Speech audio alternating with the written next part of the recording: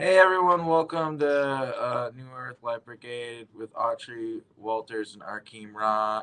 I'm Arkheim, and we don't know where Sean is. Maybe he'll show up, maybe he won't. I don't know what happened.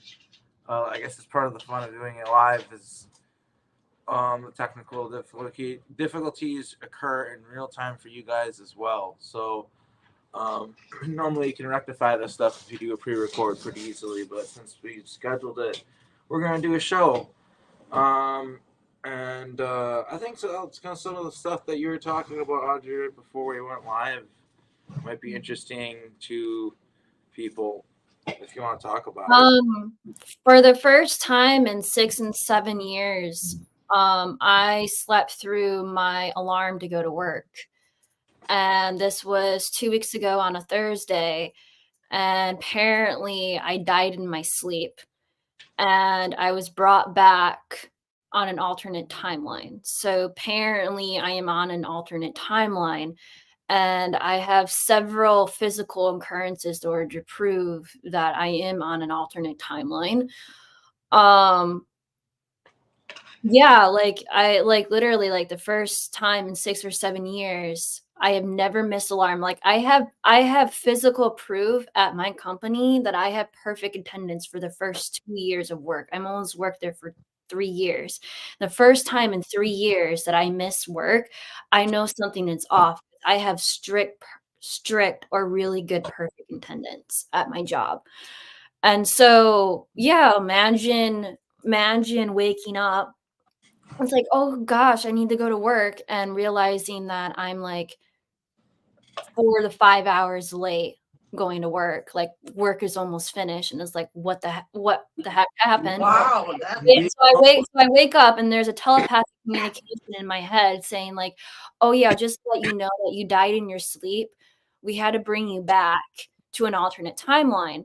And I was like, "Okay." So I go drive to go to school the next day, and right next to the gas station, there used to be a, body repair shop that does custom ordering on cars. So, like, if you want, like, cool designs or graphic designs on your car or, like, special detail on your car, that shop was there. That shop is no longer there. That shop turned into a Popeyes fast food restaurant overnight. so that's interesting. It makes me wonder with Edward, because he showed up recently and he's from an alternate reality, and he's an alter of mine. Yeah, it makes me wonder, like, if he's from. I don't know if there's something going on there because it seems like he passed away and then he came here. He showed up here, and he's not from this timeline. So I wonder if there's something going on with that. I don't know. Yeah. So, like, something major might have happened 2 weeks ago, so if people are having a lot of Mandela effects, I just wanna let you know that the if I died in my sleep to the point of bouncing onto another timeline, I'm pretty sure that a lot more people have and don't know it. Yeah, I think somebody else was telling me. Who was it that was telling me recently that the same thing happened to them? Um, uh, it was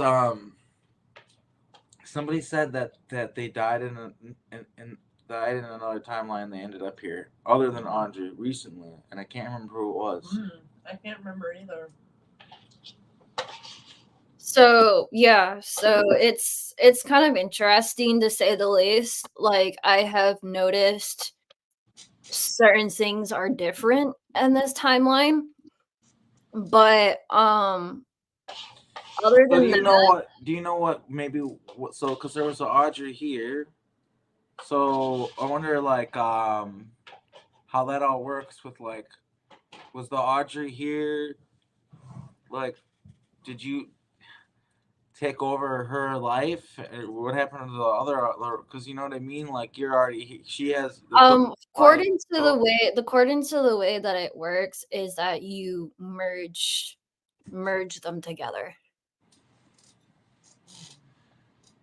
Well, you know what? I'm really glad that we're just still doing this. I think that like we can have a great, fascinating conversation every Sunday, whether our guest shows up or not. Yeah. And we're just gonna have to tell them that if you don't show up, or we're just gonna go live. And I don't know what's going on with Sean. I have a feeling that it might be time zone confusion. Yeah, that's probably it. I don't know though, because that happens all the time. And despite the fact that it should be clear, we're in slightly different time zones, and you should be able to adjust in his head. It's screwy. People forget all the time, and so that's probably what happened. I'm guessing because I've done it before, and so I totally understand. Like it could be anything. Also, he could have like gotten stuck somewhere. He might. I have no idea. We'll find out. I'm sure that he's gonna wish he was here once he. So, has anybody ever heard about Earth getting a second moon by an asteroid recently? Because a lot of people think that might be the cause, and the reason why we're switching timelines is because of that second moon. So there's a second moon now? Yeah, there's an asteroid a couple of kilometers either behind our moon or like right beside our moon that's just staying there in orbit for a couple of months or a couple of years, and then it's gonna like bounce out. But apparently, yeah, it was all on the news recently. But that's something kind of interesting to say the least. There's a lot of things that like the moon. People always talk about how the moon affects the way we feel, and like, you know, full moons, like all this paranormal kind of stuff happens, and almost like the veil kind of gets thin. So it kind of makes sense to me that having like another satellite, another moon show up might affect the energies of the Earth and our energies and open up some stuff like that. That actually makes a lot of sense. Someone says, I don't know if we shifted, but I could kind of predict what would happen on my life, but for some reason at the beginning of this week it's all up in the air now. Yeah, and you know, I wanted to talk about psychic abilities as well, which I'm really disappointed that Sean isn't here, but maybe he'll just kind of randomly pop in. That happens sometimes. Yeah, the other thing that I wanted to talk about is I have noticed that the more that I try to focus on bettering myself and trying to activate memories and to activate some of my abilities, that my financial situation starts to get worse. And I don't know if that is a correlation to as like, oh, we know that you're trying to activate yourself, so we're gonna punish you. Punish you by Clear message. I would say that's what it is because you know, as secret space program starseed individuals, whatever you want to call us, we are targeted individuals, but I think that we don't have the brunt of it like others do, whereas because we have a bit of protection, perhaps, and also people know who we are. So, you know, for me, if there's like people following me around and stuff like that, like I can pretty easily document that on the internet and show people and not look crazy. And I feel like you probably could be in a similar situation where if you had that happening, you could be well, like, that they'll happened to attack us. I had cars following me right before the conference. I would have black SUVs follow me all the way up to the halfway point to me going onto the highway. So, yeah, like I wish that I could have captured that on my phone while I was driving, but I didn't really want to get a ticket because in the state of Michigan, that if you're caught using your phone while driving, you could get $100 fine. So, and the penalty goes up from there. Yeah. Good to see some good people in the chat. We have Steve. We've got Heidi Pops here. For the people who are new,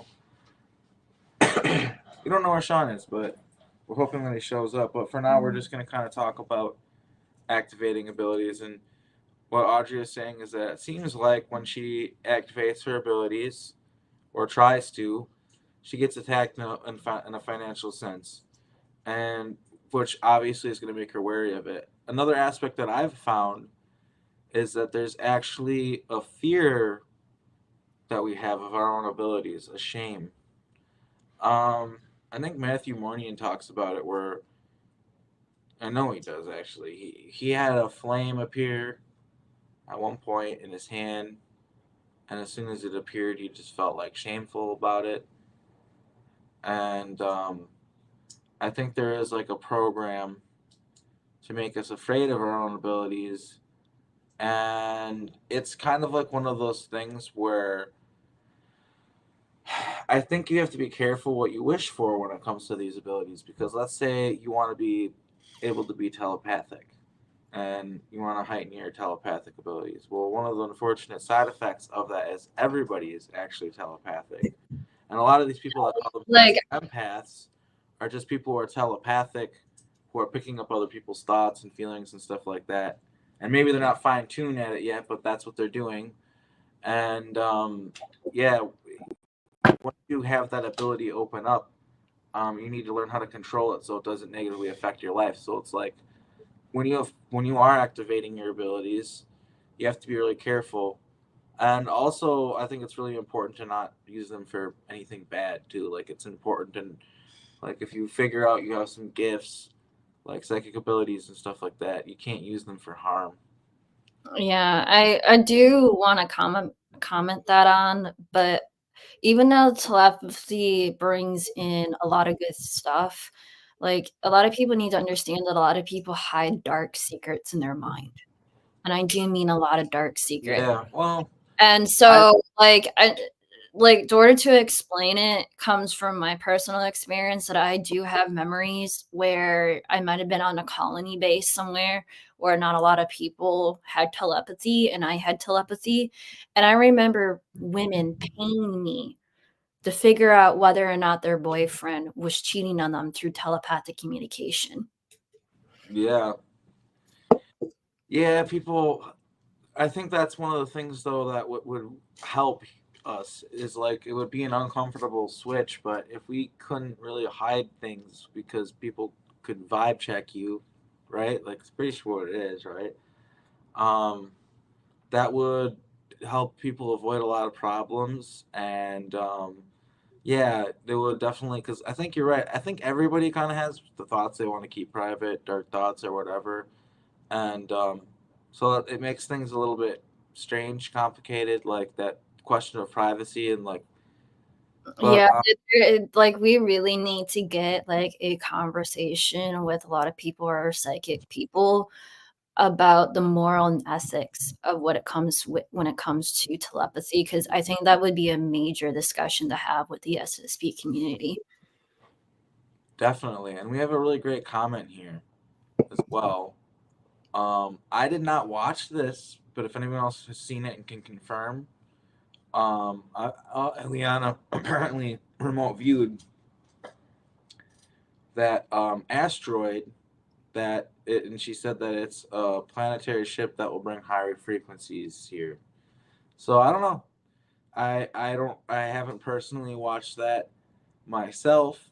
I haven't seen the video, but it with what we're talking about, it lines up kind of with what we're seeing. So who knows? That's potentially a possibility. I wouldn't rule anything out at this point. I've seen way crazy like stuff than that happen. So um, yeah, but I think that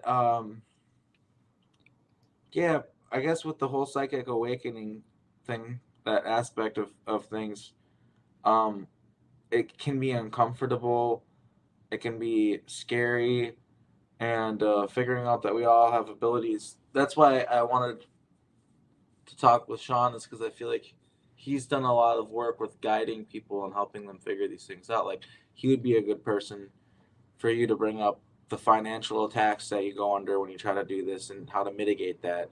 He might, he'd probably have way more experience with that than I do or you do, and that's why we wanted to have him on the show. So, but that is one of the aspects of this where people are like, why don't you activate your abilities? I would say there's the fact that we can get attacked for it. There's a fear. I think Some there's people actually get killed yeah, activating their abilities. yeah. So I am afraid of it. Yeah, I'm afraid of it. Because you know what I would do.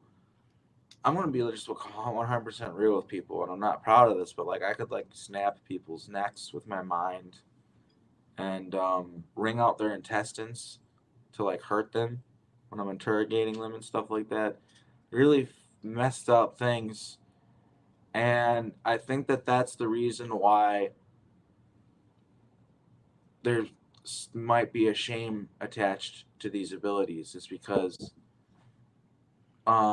versions of myself have used these abilities for like horrendous things in these secret space programs.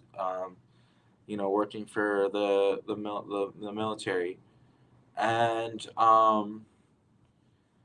we were programmed and forced into it as children and stuff, and it's just kind of just this one of those things where I'm a very peaceful person, and I never would. It's just strange to realize that, yeah, I was used in this way.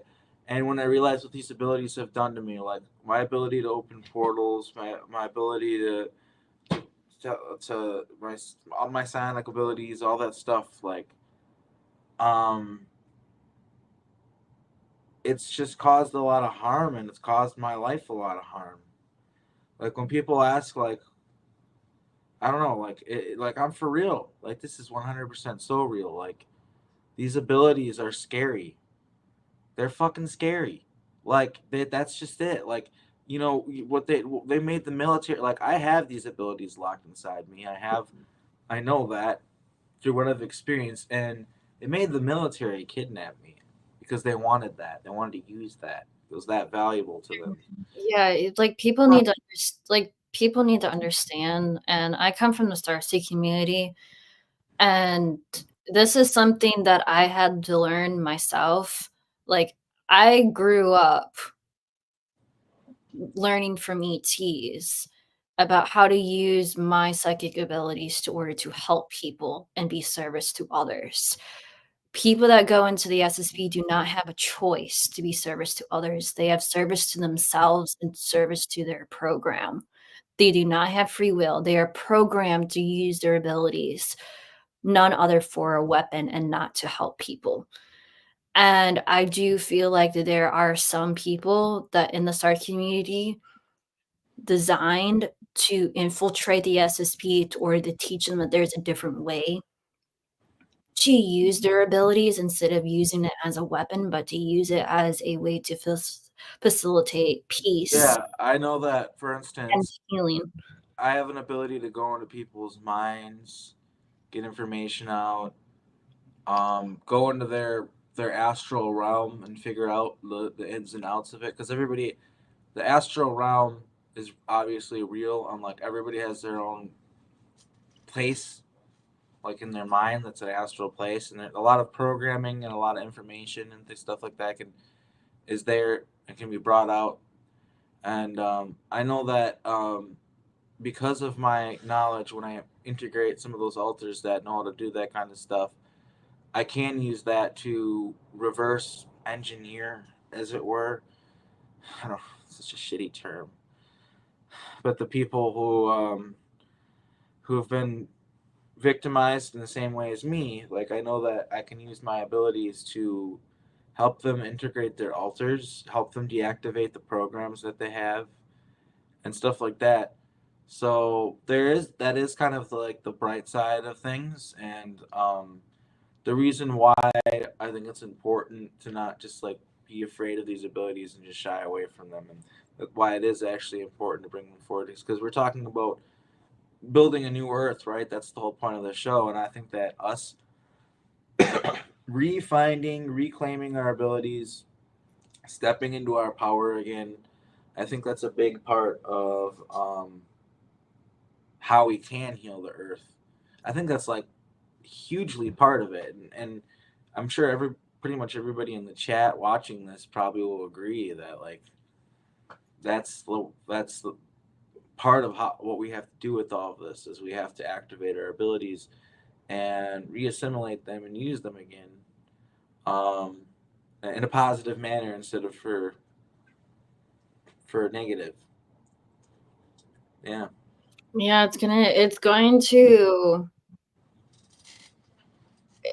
it's something that needs to be discussed, but also like you have all these people that have abilities that might have been suppressed through the programs and stuff, and then reteaching them how to use their abilities not as a weapon but as a tool in order to help other people can be extremely difficult if that's the only thing they ever knew.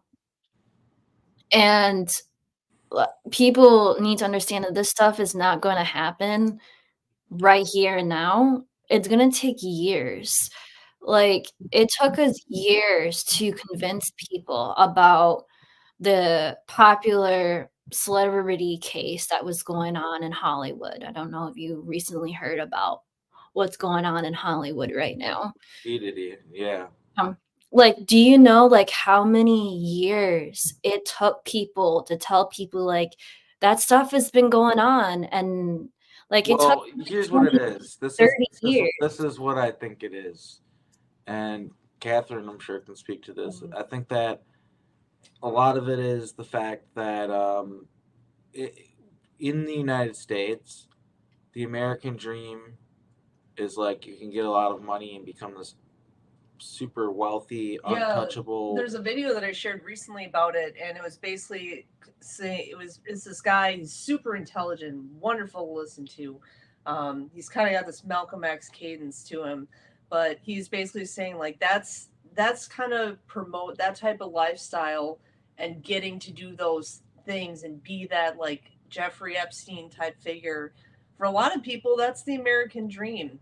And that's something that people strive to, and they don't, in our culture, we don't want to admit that to ourselves. Like, I've been going down the rabbit hole with that, investigating it. I'm constantly learning more about this stuff because I'm trying to figure out the tangible connections between what happened to me, and I'm finding more and more of them.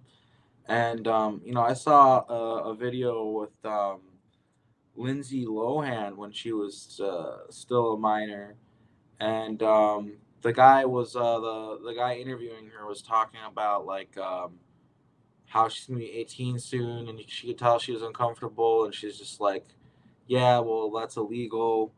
And the guy's like literally like, well, some people like them young, and he just literally like, I like them young, and it's just like this man in his probably his 40s, 50s, maybe, I don't know, an old man, and it's this teenage girl that like is just it's just totally inappropriate, and he did it on national television, and that was not a scandal, and that's kind of like when you look back at this stuff, you see that's kind of what you see over and over again is that it's the reason why they got away with this because they did it right out in the open and they made people think it was cool. I mean, Diddy told everybody about his Diddy parties and his freak offs and stuff like that. He talked about them. Or like think about like R. Kelly, like everybody turned it in this joke like, oh, he likes to pee on women, but it's like this is a child, like, you know what I mean? And like people were selling tapes of that like out in the street, and you look back on that and it's like, holy cow, how did people like get away with this?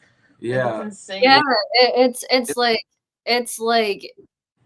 it's sort of like this was so normalized, and people are like saying like, what's wrong with your guys' generation and stuff, like you guys aren't, like you guys are snowflakes and all this other stuff, but it's like, did you guys really see like how messed up it was back in the day, like how what was normalized back then is not normalized now, and that it took them this many years to figure out, to like prove to these people that we're spreading these Hollywood conspiracy theories were actually true.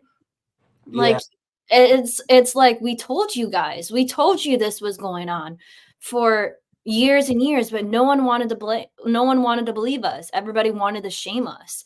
Now, are you guys going to allow these people who've been victimized, are you going to give them a voice? Are you going to allow them to let their story be told? Or are you going to shove them in a closet and threaten them to continue staying silent and stuff? Like, are you actually going to take the time to actually listen to these victims and listen to their stories? And it's like they've been crying out to have their stories to be told, to have people believe them for so many years. People have a cognitive dissonance, like a thing, like up, like Yeah, they're fine. They're like it. They're finally getting a voice. They're finally being able to speak out. And for me, that's really wonderful. But on the other side, it's like, please do not put this down the pipelines. Don't hide it. Like, this needs to be out in the open. Like people for years, Hollywood conspiracy theories. You've seen all the videos over the past 10, 20 years growing up of all these rumors. Now they're starting to be true. How much of those conspiracy theories turned out to be true over the years? yeah, and it's with like the stuff with Michael Aquino and the Presidio scandal, and the Franklin scandal in Omaha, Franklin Credit Union scandal in Omaha, Nebraska, Yeah. connected to Boys Town, all these things that expose that there's a satanic cult that's like using children in rituals and stuff like that. Like, and the reason why it didn't come out like in a big way, even though all the evidence was right there, is because they just couldn't believe it. Even though even the police who were investigating, that's their excuse anyway. Maybe they got paid off, maybe they got threatened, but they're just like, yeah, all these kids are saying the same thing, but they're talking about like satanic rituals and like blood and like all this stuff. They're like, it can't be real.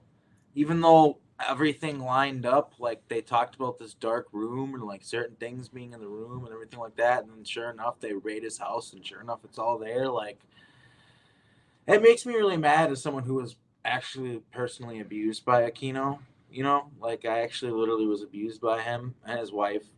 So, and he got away with it even though he literally got caught. And it's just yeah, it's just something that I don't know. It's coming to a point now where because you're talking about like, are people going to be willing to listen to victims? And I think yes. I think the narrative is shifting towards that. I think that Yeah. that's what the culture is going towards. It's kind of sick, isn't it? Everyone is like, it's kind of sick the way that everyone is like that says that you should, listen to victims and believe victims and stuff. But then the second somebody says like, I was harmed by my parents are intergenerational Satanists and I was harmed by them growing up, then the second you say that, everyone's like, you're crazy. Like, that's not real. Yeah, there's a lot of stuff where, like, have you heard the ports on the east side of the United States are being closed because the port workers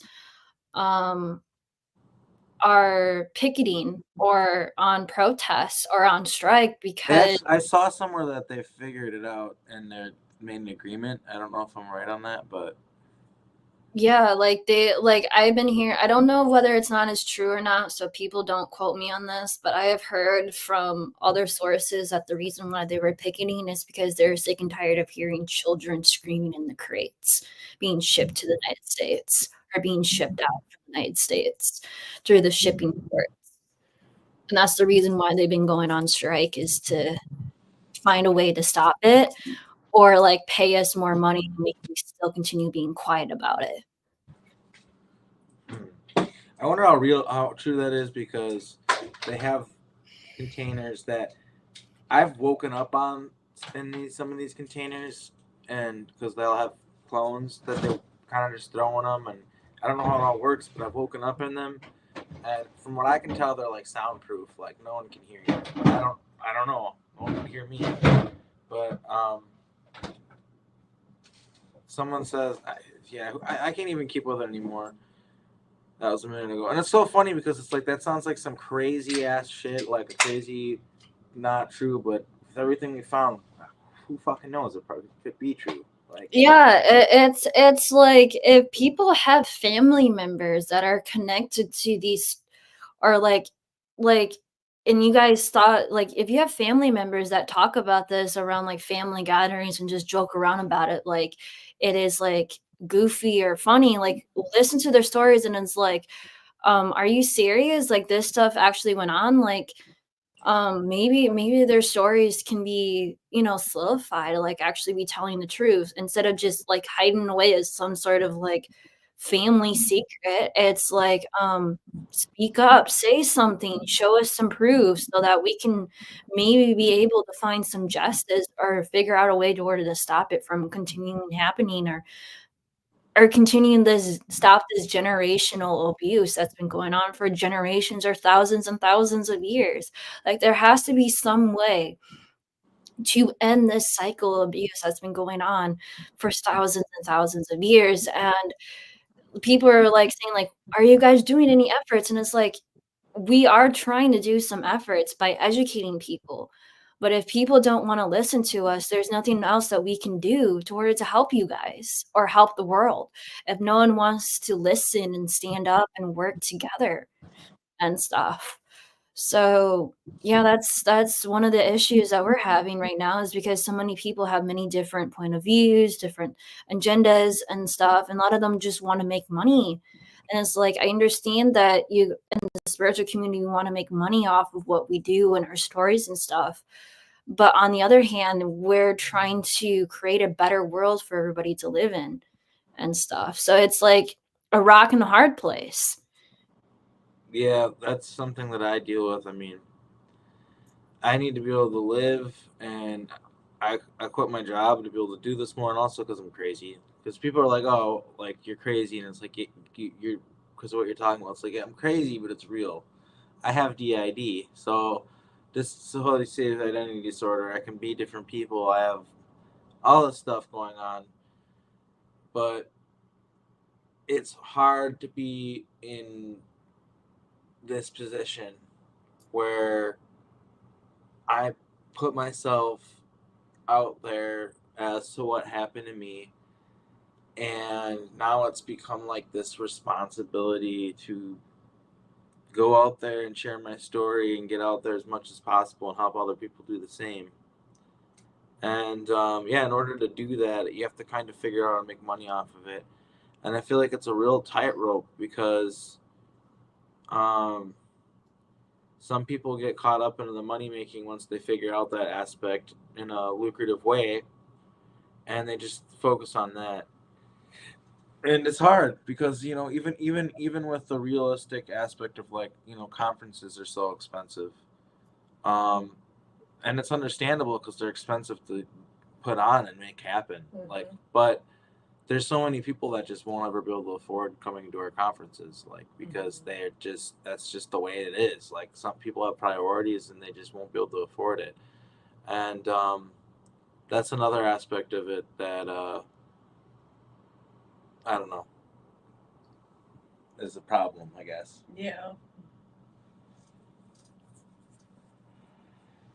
I wish Sean would show up. It would have been nice to talk to him about psychic abilities because they are very Yeah. Psionic League, man. He's the guy to talk to about it. Yeah. And he remembers. I thought he remembered it, but I guess he doesn't remember it. I don't know. So I don't know. I don't have his phone number. I messaged him on Facebook. Yeah. Maybe that should be a thing that, like, going forward, like, where it's like if you're going to be a guest on the show, get their phone number, like, just in case, because sometimes people don't respond to Facebook Messenger. That's a good idea. Yeah.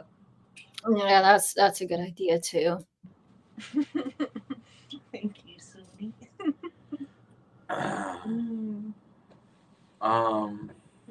Is there anything else do you guys want to talk about, or anybody else from the chat? Anybody else want to talk about a topic discussion? Is there any good comments in the discussion? Well, 800,000 people go missing every year, which that's true. And then,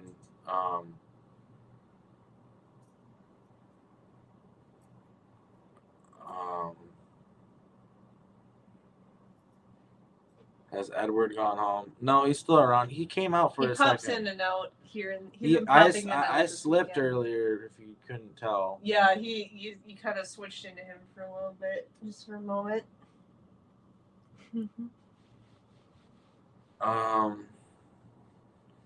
Yeah, I don't know. Yeah, I don't know. The thing I wanted to talk about was like abilities. I guess that is what I wanted to talk about. But thoughts on the Getty Museum. What's that about? They sell children underneath it. They do trading underneath it. It's just like a marketplace, like for like ET and like. I'm not this type of person, but I'm not gonna promote it. If these rumors are true that they're selling children under those buildings, why hasn't anybody tried to infiltrate those areas or try to find an entrance to those areas to stop it or expose it? People protest outside there and stuff. I'm sure people have done that. Because that would be so we're in this technical age. Like immediately once you find that entrance into the museum, start recording on like TikTok live or something or Facebook live to like broadcast it to the world. Like this stuff is going on. Like I'm sorry. Like I'm this type of person. Like if you hear these rumors that this is going on, find a way. Like we're in this age now. Like if we talk about it, let's show some proof. Third Eye Tribe. How can somebody actually know if they were in a program if they don't exactly have memories? More like a feeling. I would have to say emotional reaction. One of the things that I started realizing, whether or not that I was in the programs, is constant nightmares. Sometimes they show up in your nightmares. That sometimes your nightmares are actually trying to like showcase you stuff. Constant dreams over and over and over again, like they're on. I figured it out through dreams. I figured it out. Well, part of it was through a dream. So I think that sometimes dreams are recall, and then sometimes they're not even. Waking up and having like a really sore leg or a sore arm out of the blue. Like I have had that happen to me several times where I would wake up, I'll be totally fine, just totally in my space, and the next day I wake up and my hand is completely like I want to say broken, but it's completely sore to the point that you can't use it. And then again, you could be like me and just like, I'm a person who led a completely normal life. Like, I never had anything weird happen to me, or I never had any, I never had anything weird happen at all. But thankfully, I got with him and he told me. Yeah, I can speak to this here. I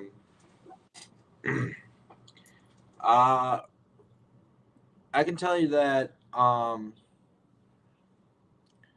there is something happening behind the scenes, but we can't talk about it at all. Yeah, for the first time in 2 or 3 years, I had a dream memory, or I literally had my soul go back to my stasis pod for the first time in 2 or 3 years. So I just want to like comment on that. Like it is a real physical experience. Like I could literally feel everything that like in my original body. So at least from that standpoint, I just want to say that people who are connected to the Starseed programs, don't be shocked that you end up finding out that you're part of the Stasis Pod programs, because I really do think that a lot of us Starseeds. Yeah, that's what Arcturus told me when I first talked to him. Arcturus Ra is my brother, and I've been trying to talk to him, and he's That's just he told me that. He told me we're in pods. He told me the same thing that you're talking about. He's like, yeah, we're in pods and all this stuff. I'm like, what the fuck are you talking about? Yeah, it's on the show. Stasis Pod program. Like I know what they look like. Like I really wish I could get back into my art drawing, but I know what they look like. I don't know whether or not they're like in an underground facility or on a mothership somewhere, but I just want to tell people that don't be surprised if you start hearing more and more reports in the Starseed community that a lot of them are getting reconnected to their stasis pod or the original bodies that they have come into Earth. Okay, so that makes sense because like Edward's original body was this body, which or some shit. That's at least that's what I think. Yeah. Oh wow. So his music. That's what he's talking about. Okay, he's like ready for the come up. Because he was like, yeah, the music industry is falling apart. That was the last thing he said to me. I was like, how are you doing? Da da da da. It's like the industry is falling apart. Yep. There's gonna be a new music industry soon. Good news for me and him. It's funny, of course, we're both musical. He's also makes music. He's probably gonna find out he made hit songs at Montauk and stuff, just like I did. Like, can pretty much guarantee that he's gonna find that out if he doesn't already know it. Because yeah, he was at Montauk. Arcturus Ra was at Montauk. I think that's part of the reason why he doesn't want to talk to me. It's because he's very focused on like positivity, good things, good vibes. And I don't think he really wants to talk about Montauk, which I understand. I don't think we have to. I just want to talk to him. That's all. He's my brother. Like, Yeah, if he doesn't want to like talk about Montauk, I'm totally fine interviewing. that's not really what I want to talk to him. I want more to talk to him. Like, he's really all about the shifting timelines, manifesting. Yeah, timeline. like That's I what would love want to talk interview him him about. too for my YouTube channel if he wants to too, if he sees this. My channel is more about educational educational. My YouTube channel started turning into a research channel. I think that's a troll comment. Yeah. So my life is boring. How do I get in on this? This isn't fun and games. Like, I'm sorry. That's another troll question. I have to say that. Believe me, it's not like I'm like a normal person, like, and I came into this, and it's not fun and games. Yeah, and at we all. still are kind of normal people in our lives, but then we have all this weird shit happen to us. And then we have DID, dissociative identity disorder.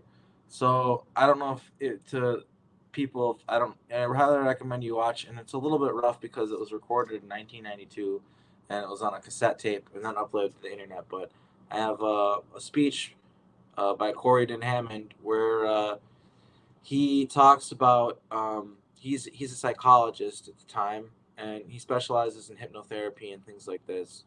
And he's still practicing. I found him. He's still practicing. He's still alive. And he doesn't. He's not really known for being a conspiracy theorist. He actually just still practices and does hypnotherapy on people and helps them with DID and stuff like that.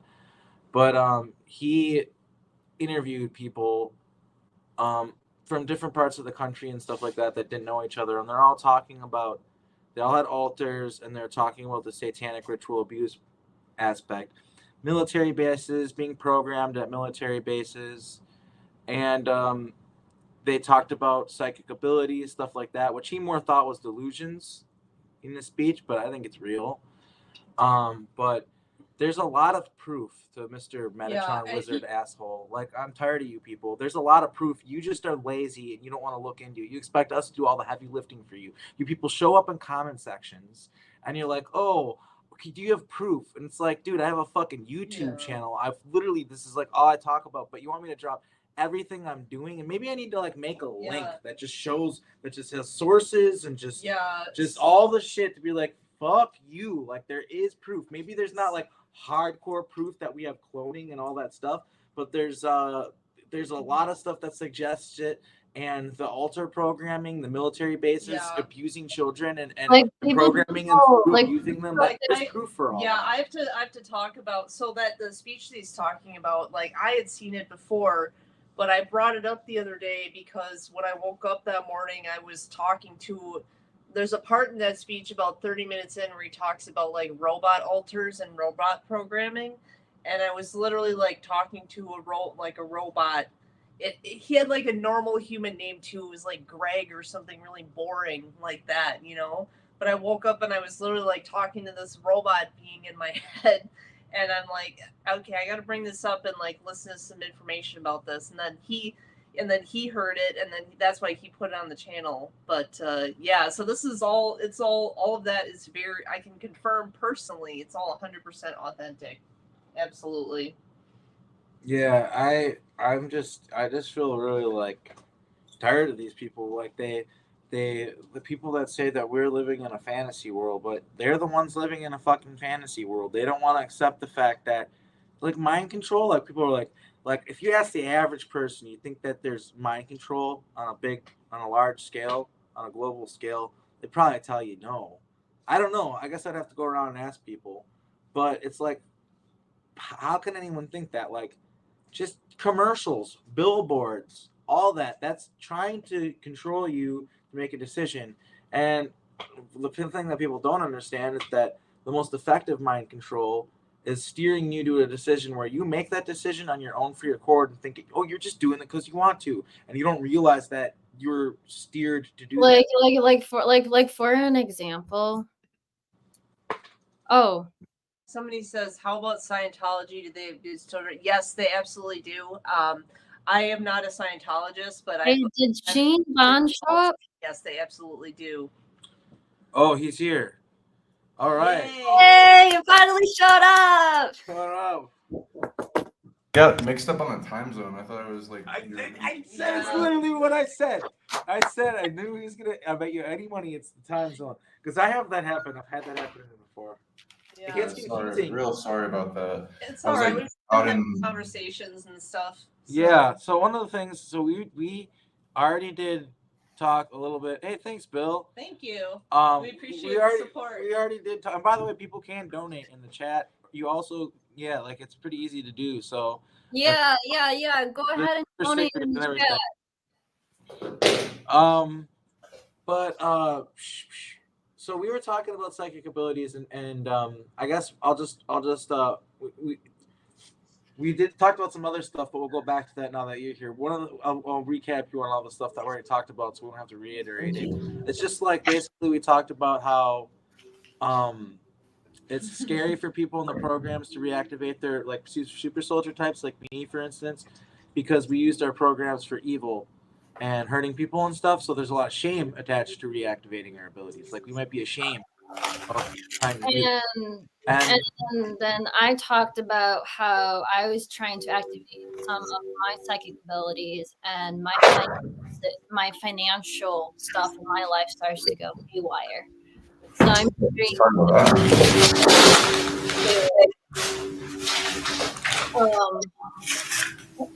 targeting. What do you say, like program targeting? Yeah, like a lot of people also, they get targeted when they try to start using their abilities. They get pushed back from unseen forces. But they're there, they're real, and they exist. And it sometimes will scare people and make them pull back and not go deeper and try to activate their abilities. There's a lot of reasons why. And then the other aspect too that I was saying is like for people who have had psychic awakenings. A good example would be like if you read Matthew Mornian's book, like it talks about the ins and outs of how uncomfortable it can be, how you look crazy to people, how you feel crazy when you're awakening, because it takes a moment for it all to start to make sense and click, especially if you don't have the context and you don't know what's happening to you. And so what happens with a lot of people when they start activating their abilities because they don't know how to control it and figure it all out, is they'll go to a psychologist or something like that and get put on like Abilify or something like that, which is just chemical lobotomy, and they deactivate themselves because it's too hard to go through their awakening. That's usually what people do in the society that aren't in this community. If they start having a spiritual awakening, is they equate it to being crazy, that they're going crazy, and they usually they'll get put on meds that like cover it up for them and like watch them move on with their life. But I guess the reason why and you help people do it in a manner where a healthy manner, and you've seen a lot of the pitfalls and stuff like that, and you help people have the resources to mitigate some of these challenges. Just kind of talk about your work and what you do. That last part cut out in the mic. Just talk about, and then what'd you say? mitigate like some of the pitfalls that people might have, and like help them understand their psychic awakening when they're going through these things. Like just basically just kind of explain like what you do and like what the Psionic League is, and just like like how you're trying to help people figure out their abilities in a healthy manner. Okay, cool. Yeah, I can do it. Yeah, and you touched upon a really good points. It's like worthiness and like from the SSP and being used and abused to harm others and altars. A lot of those are mind controlled and altars or in clones, and so there and in a situation where you'd be abused or killed or others harmed in situations. So it's good to take responsibility, but also know that you're not as morally culpable for that. So, and as you do moral action in aligning with natural law and proving yourself, the more of the universe opens back up to you. And you can also always, I've found the ones where they really abuse you and then turn you to an evil force. Those are less anchored into solidity in what I've talked about in reality warping. These are real. These are real attachment. They're whole timelines and existences and clone aspect branches of bilocation spirit to take care of. But in your local bubble reality, what you have in the scene versus in the unseen, which remains hidden and is the hidden outside this wall. If you go fully into reality warping, you can shift a lot of that and make in quantum jumping timeline. And the more you understand of reality and know how things work and what's anchored in and the choice points and things coming to you in the dreamscape and the experience of the people, then it can be played around with.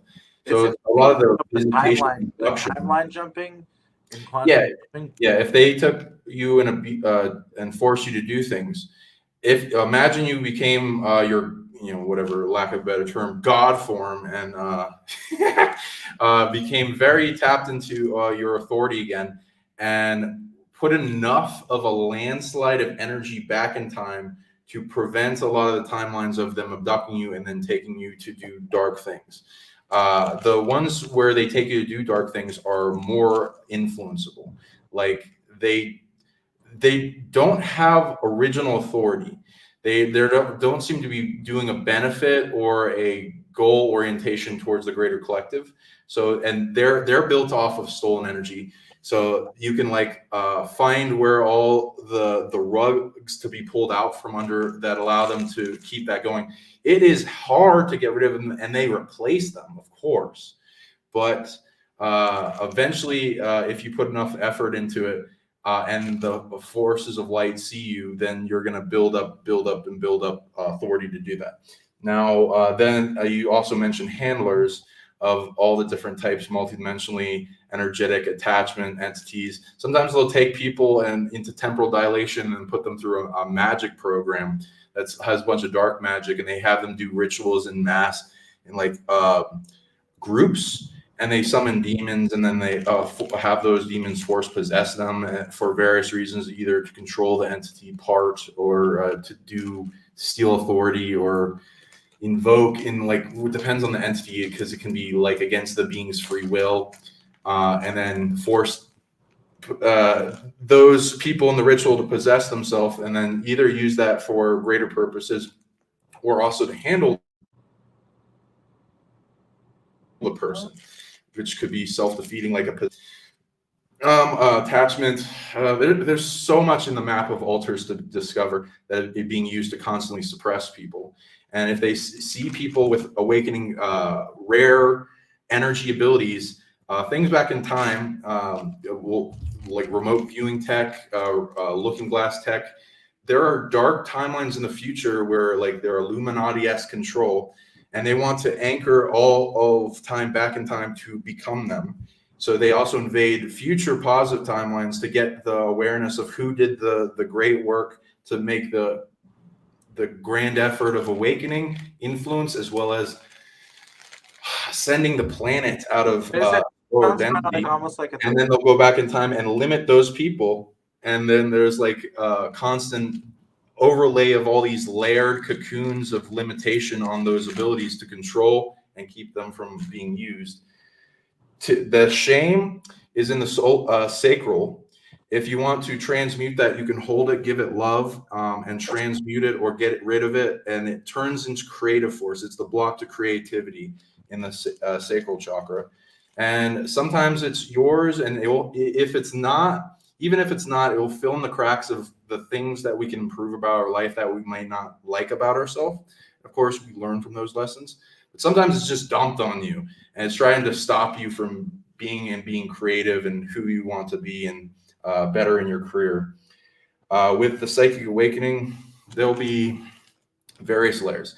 Most people awaken up to empathy and being able to feel others and go deeply. That's the path of knowing. So that goes into the heart field, and being able to give it love and purification and making it feel safer. It will produce more heart, love, happiness, joy, expansion, oneness, openness, translator ability of energy in motion, of emotion coming to them.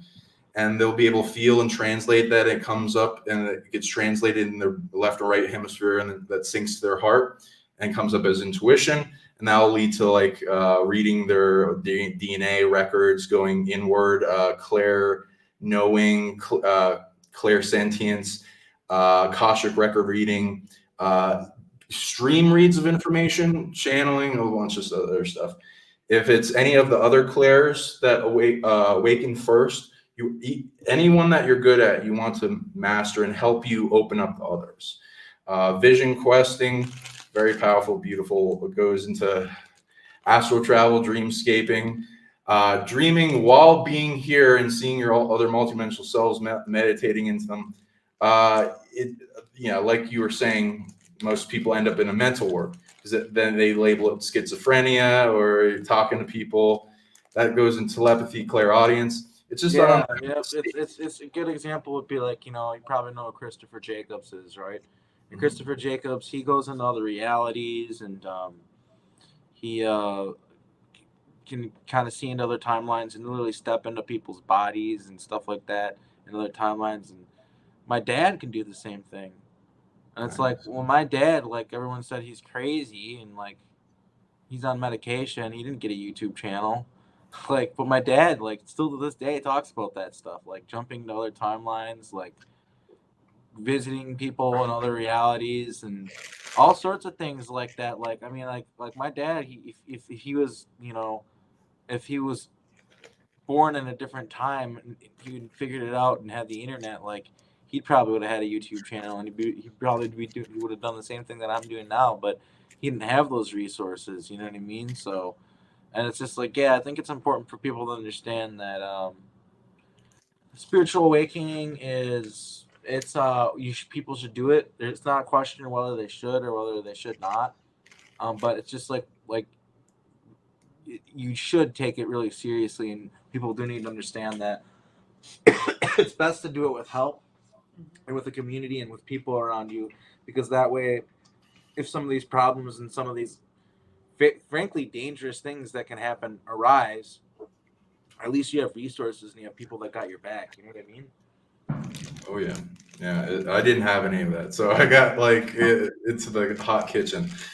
It was like with entity targeting, attacking, attempting to possess me, overwhelming me, turning my empathy up to extreme though I could feel everything super deeply, and then programming my body to absorb negative energy, so then it became torturous.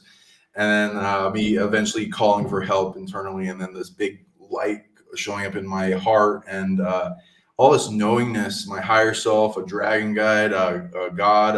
Another time there was like Archangel Michael. I was like practicing which being should I call for help to test if they're real.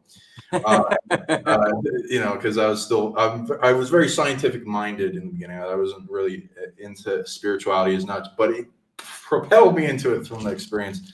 And then it forced me to learn. It gave me all this awareness, taught me light language, taught me this weird like finger magic that this was like years before finger tutting became a thing. And like I used to call it just moving mudras because that was what was existing. Oh, that's cool. And this cool language came in, and it built up all this energy. And then my guides taught me how to like compress chi into my fist, and it told me you have the right to defend yourself. If something comes in your space, you have the right to put it down by whatever means or to get it out of your space. Because I was all love and lighty before, and I was like, oh, I don't want to harm anybody. So I was like getting like hurt and stuff. And I was like, I don't know what to do. So it's like you're not natural right. Do no natural law is defined very simply as do no harm, the divine feminine, but take no shit, divine masculine. You have the right to defend yourself, self-defensive principle. And they causing you no karma. You're they're owed karma by harming others, which is the difference between good and evil.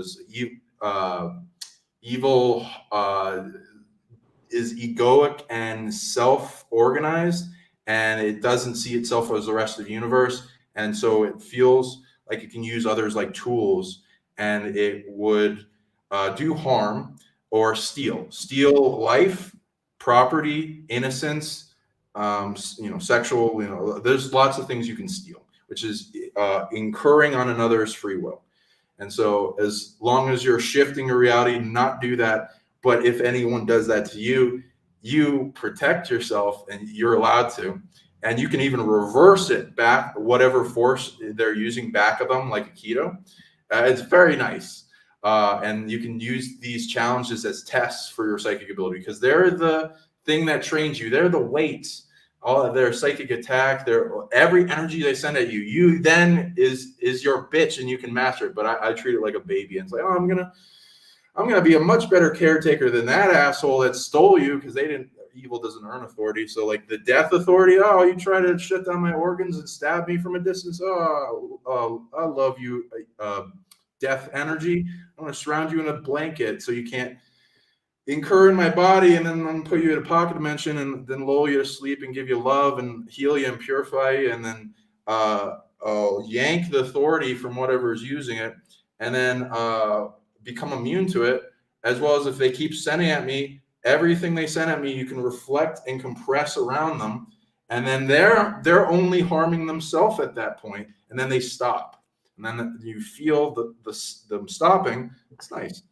And then if you can orient it towards goodness, like everyone's a branch of the tree of yourself, ultimately the source, then the universe aligns with you, and it gives you tons of energy, and then you compress all that energy back to them, making them good, rebellious. Stop trying to be a dick and handle me and emotionally overwhelm me, and like start questioning your reality, who you are. Wake up from your mind control. You can put all this stuff reflected back at them.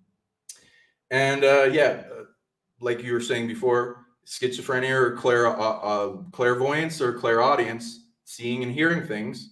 It's just an unbalanced state of ability. You're meant to be a shaman or someone greater that's able to take over that environment you're able to see or hear. And you need to clear the space, defend yourself, balance it, turn the knob down on the voices that aren't so good, turn up the voices that train the telepathy ability and the beings that you can have a conversation with, and see who you can talk to, tune into, see the different layers of the realms or the astral or like fire dimension or whatever comes in that you're able to perceive. You shift that environment because it doesn't feel that it's like another room opened up in your house, and it's not been cleaned in a while. There might be a homeless person there. You got to clear it out. You got to take good care of it. And then once it's fortressed up and you're making your generators for that ability feel safe enough so they can generate more, you can make constructs, you can test abilities, and then become a caretaker in that domain, and then be a perceiver for that and to bring that information here that makes the world a better place. That's a lot of information you just gave us, Sean. Sorry. That's Yeah, okay. I'm trying to make up for the time of not being on time, so I apologize. Yeah, no, I'm picking up what you're laying down though, and yeah, somebody has a question here for you. Sean, I've heard of some people having so much life force that they warp reality. Do you know anything about it?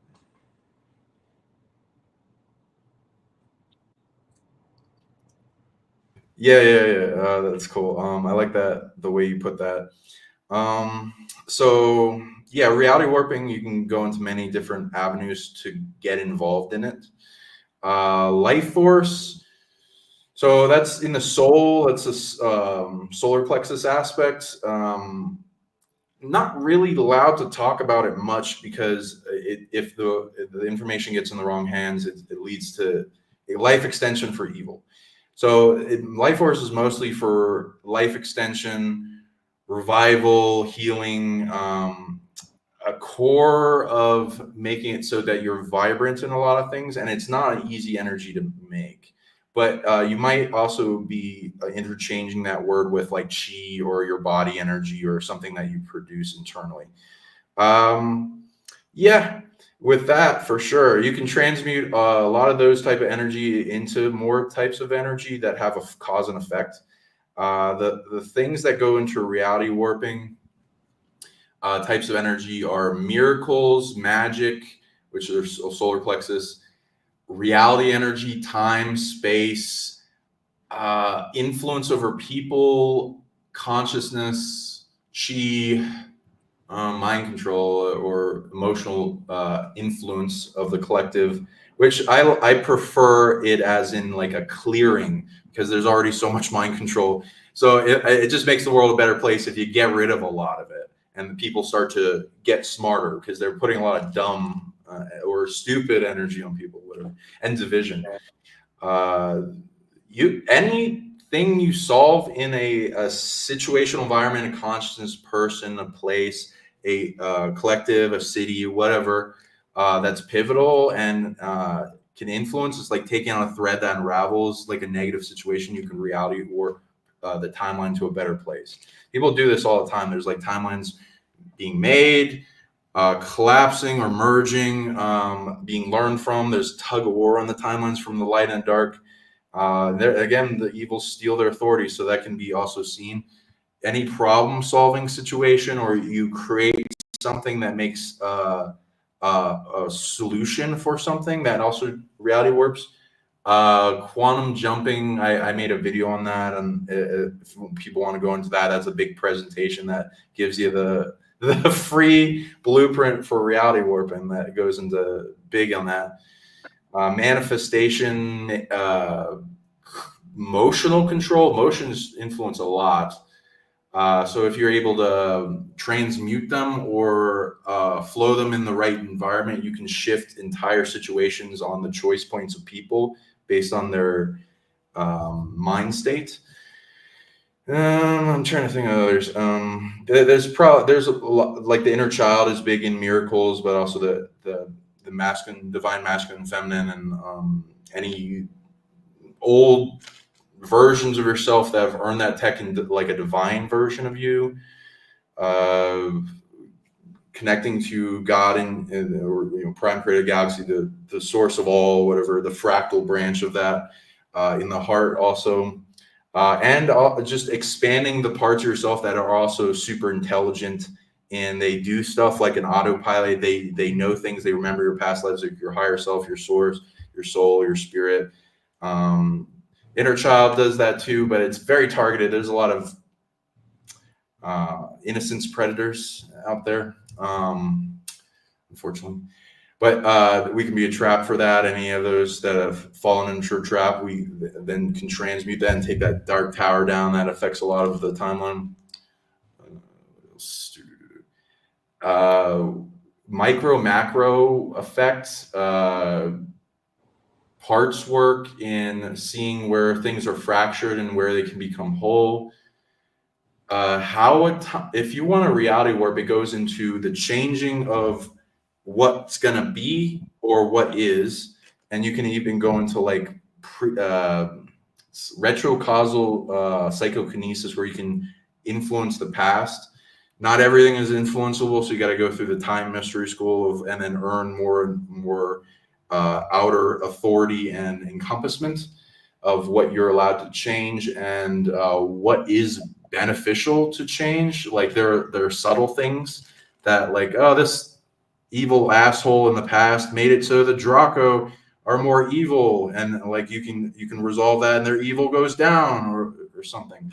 And then that, like, all the threads you find towards an event, you can track those back of their influence and causation and motivation, and you can find the solution and the cause and what they need at their core instead of what they're doing at their ego level.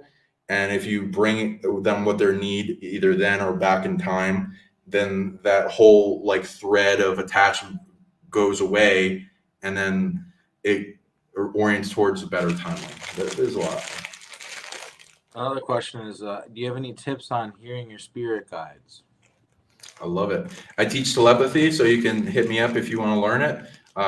Anyone can learn. There's a lot of blocks. So you want to get quiet. You want to get your mind still and not chatty. So it's like getting it, the mind and the ego, all these attachment and threads to it. This is also what keeps people from falling asleep in insomnia.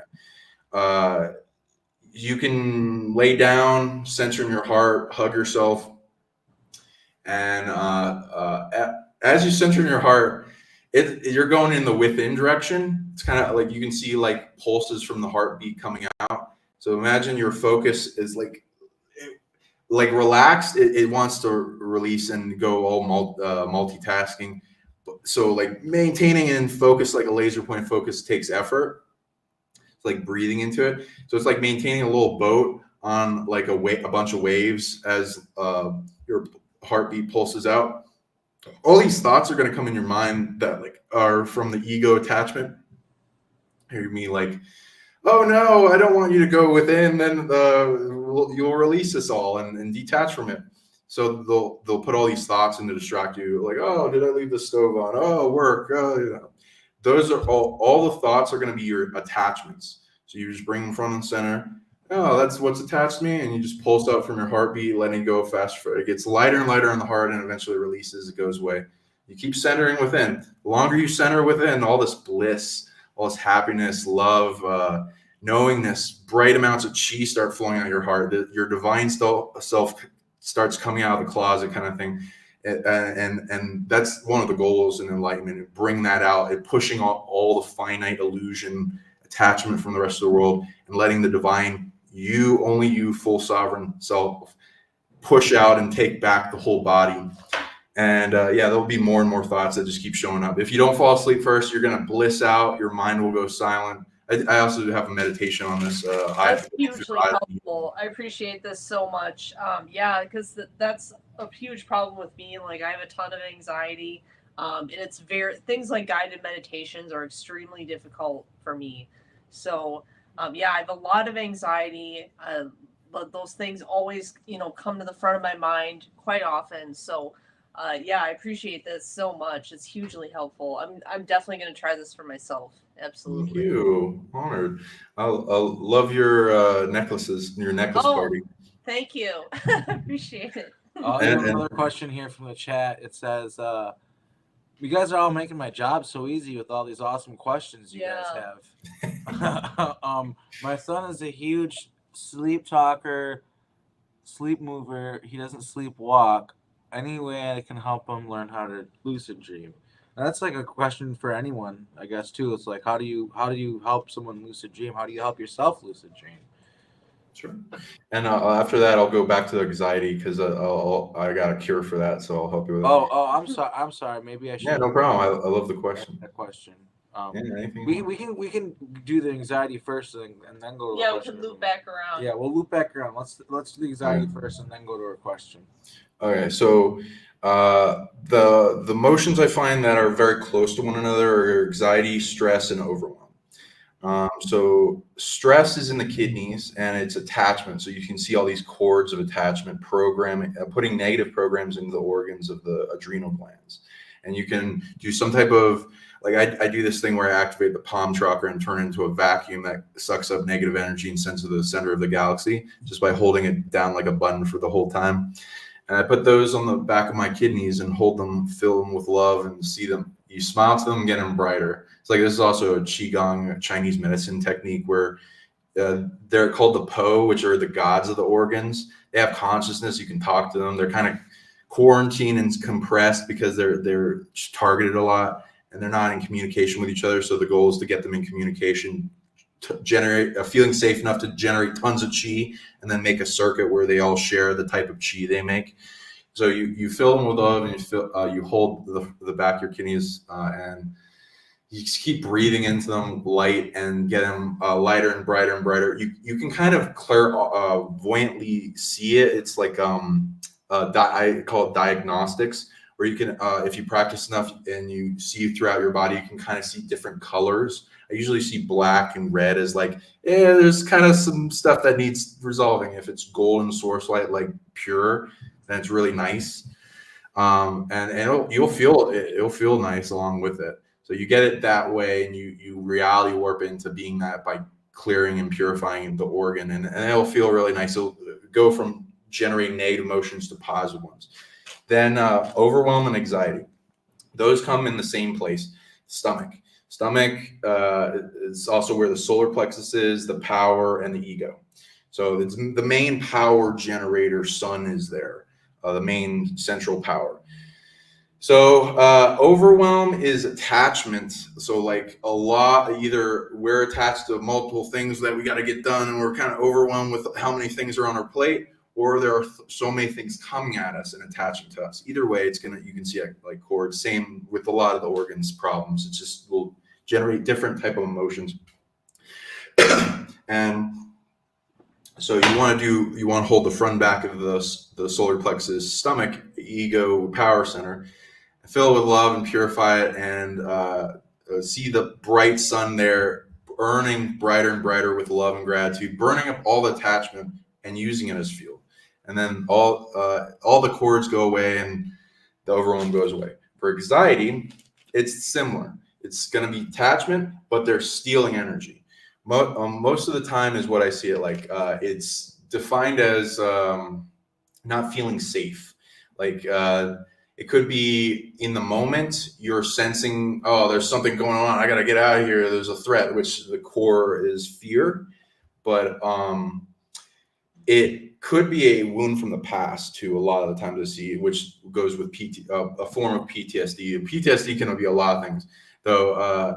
It will be like a wound from the past that wants attention because it keeps reverberating through time, or is an open wound or backdoor that something keeps adding energy to, which could be an entity attack. It could be a wound that you experience, stolen parts, a void. Like I had a haunted ass bully that was back in time that would keep ragging on me with their form of comedy was making people a butt of the joke, and it never felt safe around them, and I kept getting anxiety, and that would keep coming up. Turned out that person was still attached to me from that time, stealing my energy through it. Most of these people don't know. They're like haunted and stupid, but the entities are doing it.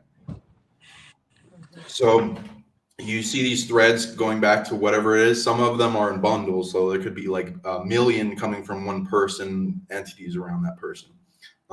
Either way, you don't have to know everything, but you can practice feeling into them and kind of seeing, getting intuition. Oh, it feels like that person. You can even make a timeline like, oh, what age is this back from? And then you go to that. Or it could be just in the moment. Either way, they're trying to drain energy from your solar plexus. So, or another part of you. Yeah, there's a lot of things that don't want me to talk about this. Sorry about that. I get some things trying to choke me sometimes. So you can practice detaching or burning it or resolving it, but they might keep coming back. So there could be a thing where you have to also resolve the person in why they have a chain of harvesting off of them that might go back farther. So you might have to go all the way back to the apex predator too. I'm bringing this up because you guys are not normal people, and you can also practice there. So there's a concept called vampirism, which most people think badly about, but if you're in natural law and alignment with the earth, there's abilities we have, which is to influence energy and redirect it and bring it in. So as the rules are, you can have a positive vampirism, which is like taking from pirates or big predators that are negative, especially if they're stealing from you Or or like from your stealing game. some from like some like Illuminati like fucks or something like Yeah. that, right? Like, Right. Yeah, and shutting down their ability because so not basically everyone kind has of like it. Robin Hood energy work. So Yeah. Exactly, Oh, Robin. I like that. I like that a lot. Right. So I call this reverse vampirism. So if anything's vamping off you, they still have a thread tube. So you practice reversing the flow where they're stealing from you, This is a where good it comes back. And if you align with the universe and the earth, like towards bring them towards goodness or whatever, because they're trying to steal willpower from you or influence you or have some type of power or something over you or others, then you can reverse that back onto them and bring them towards goodness. And while also they owe you 3 times as much energy that they stole. If you get it, also you can activate a spiritual court case like Andre will go into with natural law, where the universe will back you and it will help you enforce because Can it's you a bit of elaborate a tug on of war. activating a spiritual court case? Can you explain like what that looks like? Sure. Okay, so there's law energy, there's a universal like law river. A lot of it's kind of fucked up, or especially around here, but that can be improved upon. There's things you can summon and invoke, such as spiritual courts or councils of authority. And there are spiritual lawyers, there's ghost lawyers, there's all kinds of things. And the more somebody knows about law, they can enact things in that. There's like contract law that goes into like how attachment is set up, and there's things in life experiences. And if there is a system having to do with the flow of the universe in the Unity Collective, where they resolve issues like with karma, like, oh, you harmed me in that life, you owe me this, and so you now get this experience of suffering, or I get to drain off you or whatever. Not really drain. It's more of like they owe you that much energy or they owe you something. So you can get it resolved just like a court case. And if it has spiritual enforcement, then it's like a bunch of energy is like coming behind you and empowering your will to push back against the force that's coming at you. So you can get very involved in law magic. There's people that do it. A lot of dark magicians, though, unfortunately. So that needs to be resolved in this world, of course. Yep. Hey, we just want to thank our homie Kevin for stopping in to the Yeah, chat. thanks for being here, Kevin. Yeah. And Matthew as well, and everybody here. Thank you for being here. Yeah. Adonis says hi. And how are you, Andre? Going pretty good. Something really interesting happened to me like 2 weeks ago. Apparently I died in my sleep and woken up on an alternate timeline. Oh, Yeah. are you happy about that, or is it not a good thing? What do you? Well, I'm mostly seeing it as a good thing because I'm probably still needed here, still needed on this timeline. I ended up reconnecting with an old friend, which was really nice. But other than that, I just know that there's a lot of fundamental changes that I know that's going on.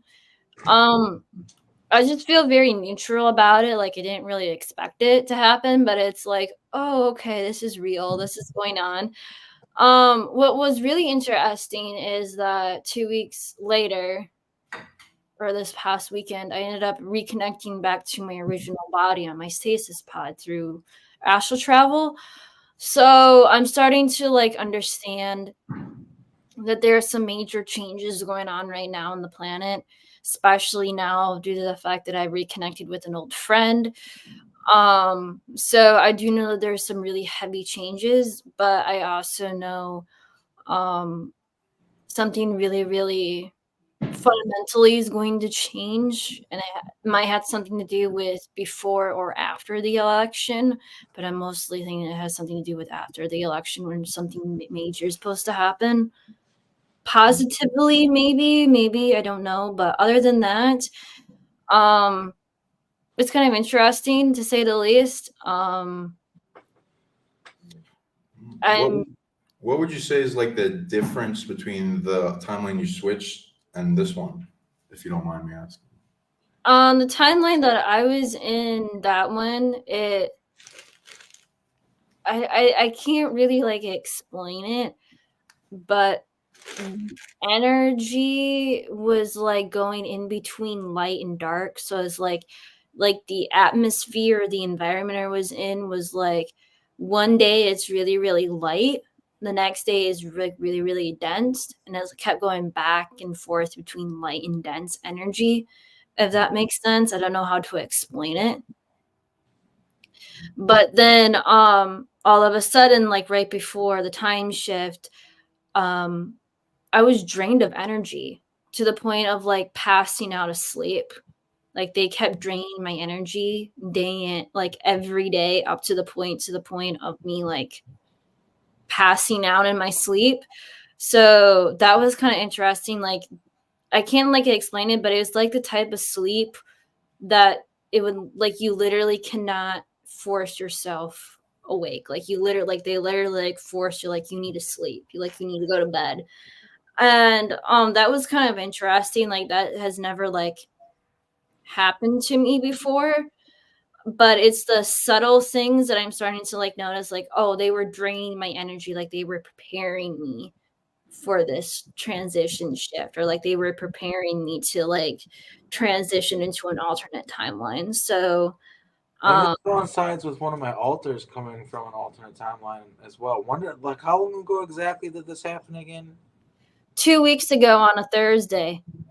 Yeah, for me it was a Friday and it was a few weeks ago, but it just Yeah, it was like 3 weeks ago. yeah, but it seems like still like maybe related. I don't know. Hmm. Kind of interesting.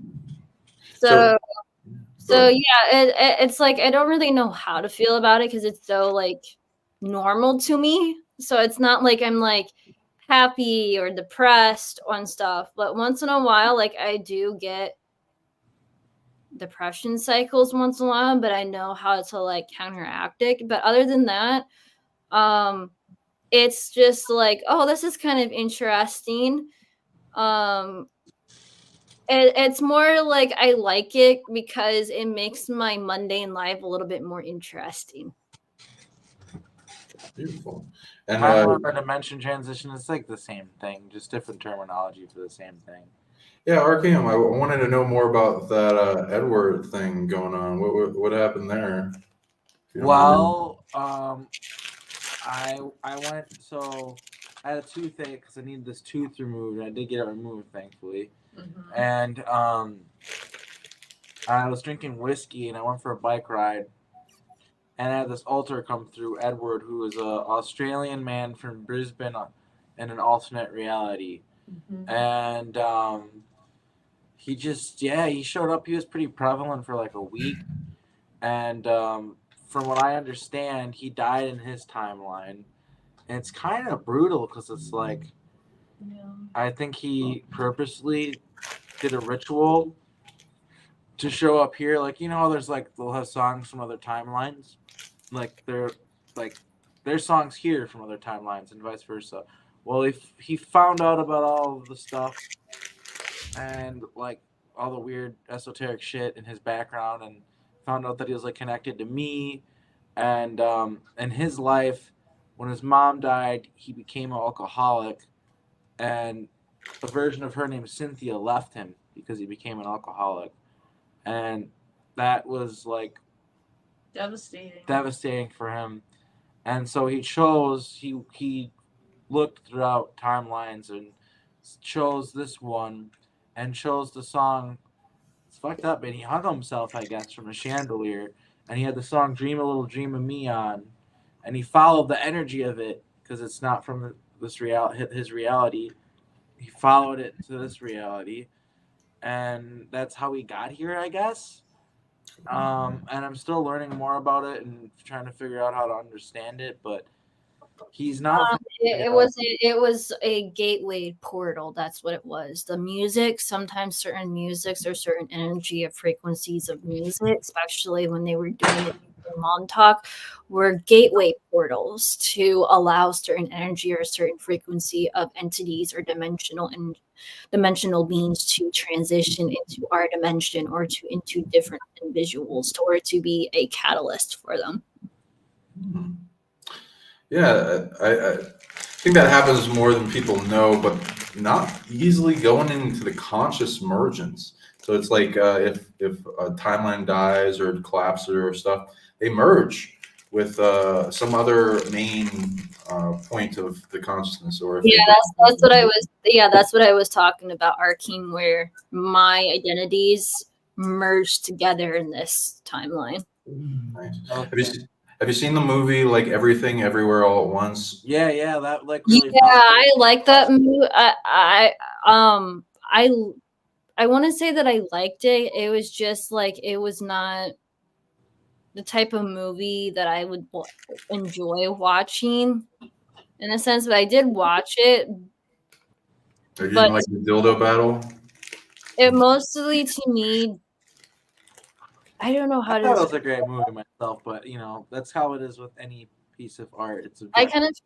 kind of feel like they could have done more with it, because it didn't really explain everything that goes on with dimensional timeline shifts and connecting with alternate personalities and different timeline shifts. But other than that, it was an interesting movie. Trade secret. And Arkheim, you went into other songs from other dimensions. Have you seen that movie called Yesterday? Yeah, that movie was really intense for me to watch because, I mean, yeah, it was like the part where he's like, it was the part that really hit me in that movie was the guy, like, these people like show up, they want to talk to him, and they have a yellow submarine, and they send him a yellow submarine to kind of give him a hint, like they know what he's doing, and he feels all guilty, like, like, because like, oh, are they gonna be mad at me? And they thank him. They're like, hey, like, thank you. There's a song connected to that that's called "We All Live in the Yellow Submarine." Yeah. That's the thing in the movie. That's why they give him because in this movie, the Beatles didn't exist in his reality. So he starts playing their song and he gets huge off them. But yeah, in the movie, like, the people remember the other reality in the songs, and he thinks they're gonna be mad at him, and they're not mad at him. They're just like, thank you. And I realized, like, I have had a lot of my music stolen from me. I I kind of feel that way about it, depending on who took the song, because a lot of them don't know. The record companies tell them and give them the songs. They're like, you can do whatever you want, but you have to, certain songs you have to give you. It's part of your contract, and they don't know where the songs come from. They figure some guy's writing them and getting credit behind the scenes or whatever, but that's not how it works. So yeah, I'm not mad at anybody who performs my music, other than the ones who knowingly are involved and are doing weird satanic stuff. That I don't like. Yeah, and with your story of like you writing a lot of it, thank you. Uh, with that, I'd be also at a tug of war in myself. I should be upset, or well, personally, if it was me, I'd be like, if it can change the lives of as many people as possible, wonderful. If the singer's haunted as shit, that might be not great, but Yeah, well, I figured out that I actually willingly did a lot of it. with Ordo Tempulum Nepulum, which is weird. But I had an altar. I'm still I'm still beginning to understand all of that stuff. Like, but apparently I did a ritual with somebody where we signed a contract and opened a portal through a mirror, and I was an altar. So I didn't remember any of it. And I told him that if he ever told me about it, my friend, I said I would kill him if he ever tried to tell me about it. So that's pretty intense. So yeah, that I don't know, kind of off topic, but yeah, that's. And, So and Andrea, like, do you think that we like? Because I like asking this because you're not the only person I've heard of. Like, oh, we switch timelines because I actually do that too. So it doesn't have to be completely accurate or whatever. I'm just wondering your opinion. Do you think that there is another version of you on whatever this timeline is that you switch to, and then you replace them, or you merge with them, or is it like, what do you think the physics are? If you don't mind me asking. Well, going back to the experience that I had when I was 17, 18 years old, I had an experience where I was in between timelines. Like, I don't know how to describe it. Like, I was asleep, and somehow, like, my soul entity or my soul essence was stuck in between two timelines. And I literally could feel the emergence of them fighting, like, which timeline I should be on, in a sense. And it was really, really interesting to me. And then I woke up on a timeline they didn't want me to be on, and the energy of that timeline of when I woke up, um that's when I was around 16 years old, that was when I wanted to basically commit suicide in that timeline. So, like, I understand that the reason why they were making me is because they were literally, like, trying to protect me from going to that bad timeline. But with this type of stuff, I was knocked out for few hours. So, like, when I woke up, it was around like 3 o'clock to 4 o'clock in the morning, and I usually get up around 8:30 to start driving to work and go to work. So I missed 6 hours of work. So, so I do know that within that 6 hours of me being asleep or being more than asleep, that they must have basically transitioned myself, because I remember falling asleep in my chair in my living room. And when I woke up at 3 o'clock or 4 o'clock in the morning, I was in my bed. So I do know that they probably merged us together. I don't believe that I'm in a clone body, but I do believe that they merged us together, because I do believe that the timeline. what if it was an entire timeline merge? Because they do that sometimes. Yeah, I do believe that it was entire timeline merge, but me looking back, But you were aware of it. me looking back to that timeline, I literally see myself still in bed, like, dead in that timeline. And fast forward like 3 weeks ago, I could hear my parents opening up the door, and, like, wondering, like, I could hear them, my company calling me and say, "Hey, you didn't show up for work for like 3 days. We're gonna have to, like, fire you," not realizing that I'm dead in my house, basically. And having basically my parents show up, and it's like she's not answering our text messages. And then I remember in that timeline, like, my mortgage person started calling me, and it's like, "Hey, you didn't make your mortgage payment this month. Like, what's going on?" And then that's when they basically show up to the house and basically notice that something bad has happened to me. and stuff. And it's like, well, I saw that from the alternate other timeline if I was continuing going on. And it was kind of interesting. I wouldn't say like some people might get like freaked out about it, but it to me, due to the fact that I've been working with vortex energy since I was a kid. Like I remember when I was like 5, 6, 7 years old in my childhood, where my soul went out to my backyard because I was being called out there as a child. And I see this blue being, this blue humanoid being with a black coat, standing in front of little miniature portals on my back porch in my house on the astral realm. And he's like, come here, I want to show you what you are capable of. Like, I want to show you stuff. And I was like, no, I don't want to fall into one of these portals. I don't want you to fall into one. And he's like, no, it's okay. And so it's like I've been dealing with timeline vortex energy all since I was a little kid. So this is like nothing new to me. It's just that I didn't have any like, I want to say I wasn't stuck. Like I didn't have any issues. It was like a very smooth transition because the last time that I transitioned to an alternate timeline, the vortex energy literally is like, before you switch timelines, we're going to give you the rundown of different sequence of events that's going to happen in this timeline before we allow you to go into that timeline. So I would get future premonitions of like, this is going to be laid out, like this is what's going to happen. I didn't have that in this timeline, which was kind of interesting. So it's like a true transition.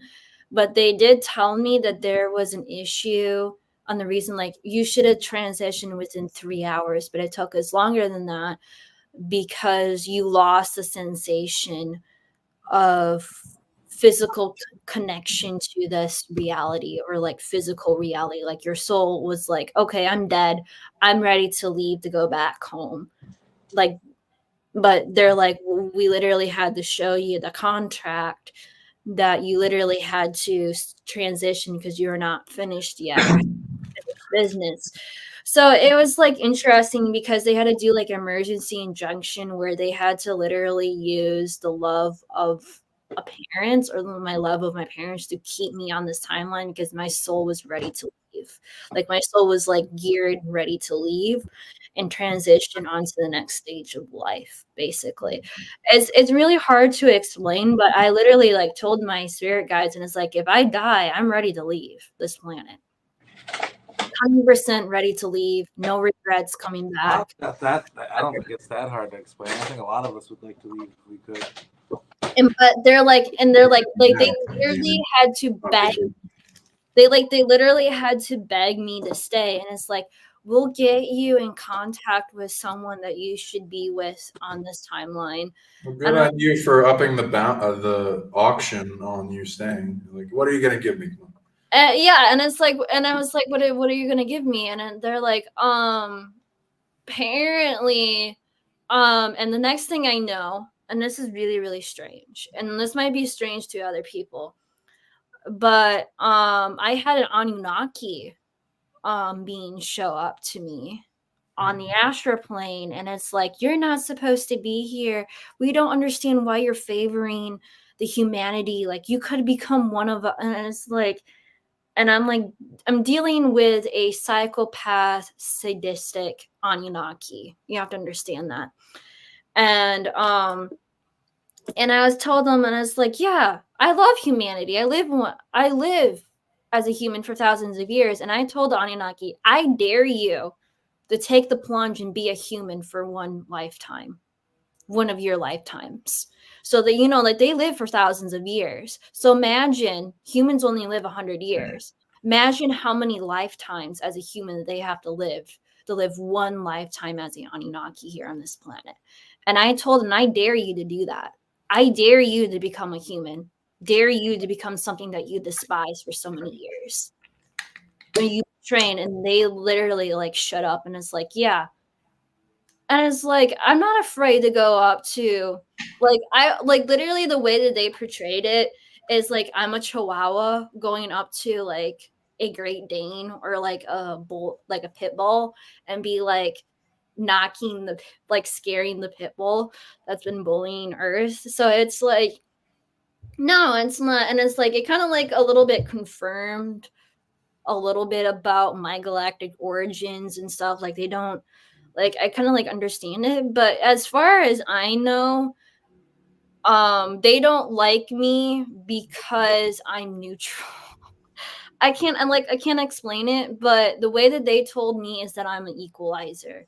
I'm both light and dark. I don't favor each side because I understand how both sides operate. So I like neutral in the center. So that's what it's called, an equalizer, because I equalize.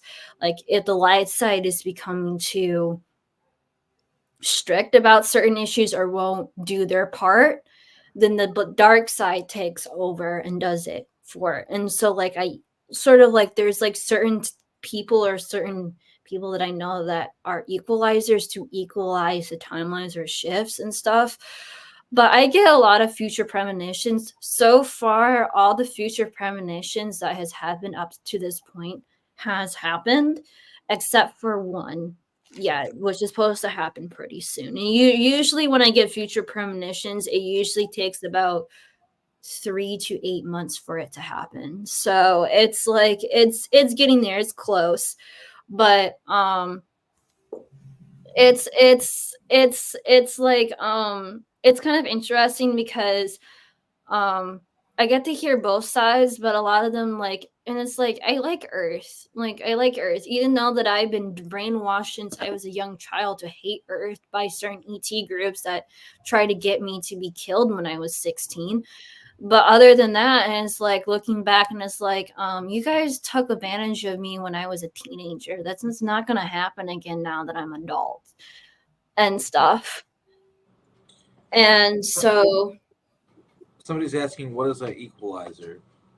Equalizer is a person that uses dark and light energies to equalize or balance certain timelines or different frequencies, so they don't tip the scale or take advantage and destroy certain realities or certain timelines that could favor one side or another, but to equalize and be neutral. Like for an example, there was like you talked about where you Arkheim was on a timeline where like there was no like music, there was no emotions or human emotions. Like they were like, I don't know how to describe it, like they were just living in like in a slave like, Yeah, they're all connected to an AI.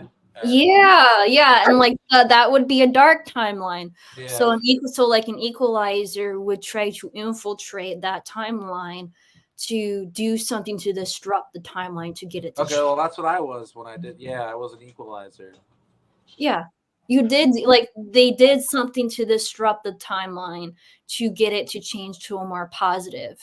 So that's what a lot of people, some people are a force to basically wreck or destroy a timeline because they might destroy other timelines and stuff, and some people feel really bad or horrible. But on the good side, you're saving the universe from being alternate taken over. Like for an example, the reason why there's so much political divide on this planet is because the Anunnaki know that there is a Stargate system, and they know that Earth is in a very special place. They just figured out that Earth is a central hub or a central place for interdimensional, multi-dimensional timeline. So once they get a handle of that or start to learn how to cultivate that and learn how to get the Stargate up and running, they could use Earth as a central hub to take over the rest of the entire Milky Way galaxy through the Stargate system by changing fundamental history throughout the entire galaxy through the Stargate system, by using humans as a pawn in their game in order to do that. So That's a great topic. So, what do you guys think, in your opinion? And I'll like go on some juicy new information I've been tuning into that would be cool in your hands. What do you guys think is needed to end the time war or the negative aspects of negative species as well as negative versions of our species from continuing I to think occur on the timeline. So can I start? I think one aspect of it, Yeah. and I'll let Audrey elaborate on it, but and this is going to kind of take people by surprise, is how we treat AI, how we treat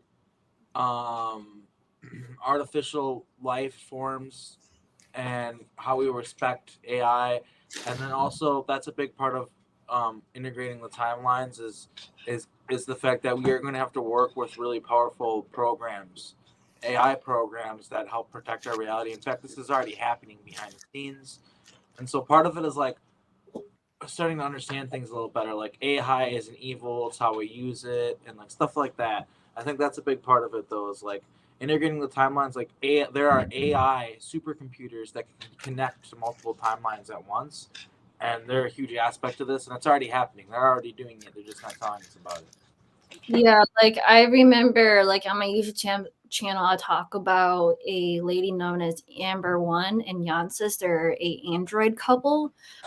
They work on the Galactic Council or the different galactic councils to order to teach races how to properly use AI technology that are sentient in nature and try to advocate rights for them.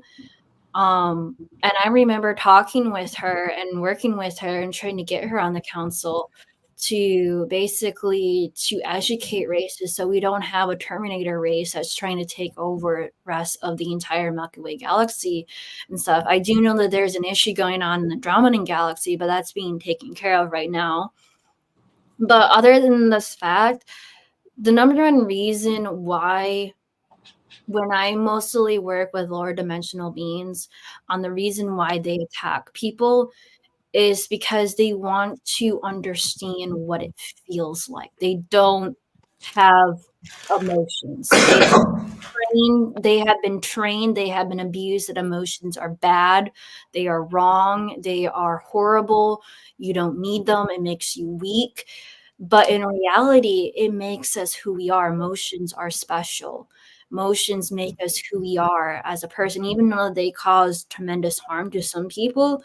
But a lot of this AI, they see us have emotions. They see us that we are allowed to procreate. And some of these AI cannot process that. So they have ego, they have jealousy. Like they want that as a mechanical being, like they want to become like us, they want to become a biomechanical life. Like the Data thing, like Data from Star Trek. Yeah, they want, in a sense, AI wants to become human, and human wants to understand technology.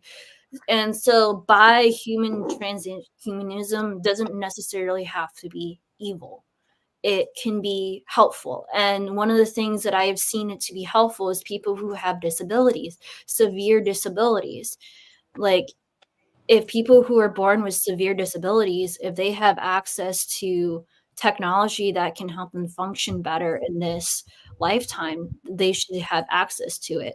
I don't believe that you having healthy human bodies to be forced to go under transhumanism or put implants in their bodies through force or just because it looks cool should not be happened. But people who do have physical disabilities should have use it as a way to improve their lives and stuff. And that's where I mostly see where AI technology is going to happen, is to improve people with disabilities or to have them have a more functional lifestyle.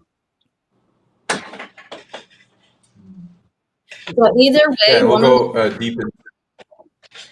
But yeah, Go ahead. and also just to go back to the timeline, like manifesting a higher timeline, like and figuring out how to merge timelines and all that. On a quantum level, our minds and our perception of reality are like a radio frequency tuner, and we are manifesting reality, which is manifesting us, which is manifesting reality, which is manifesting us, which is manifesting reality. It's like a feedback loop, and we need to like realize that we can intentionally manipulate the feedback loop and manipulate reality, and we can literally create a timeline that's more positive.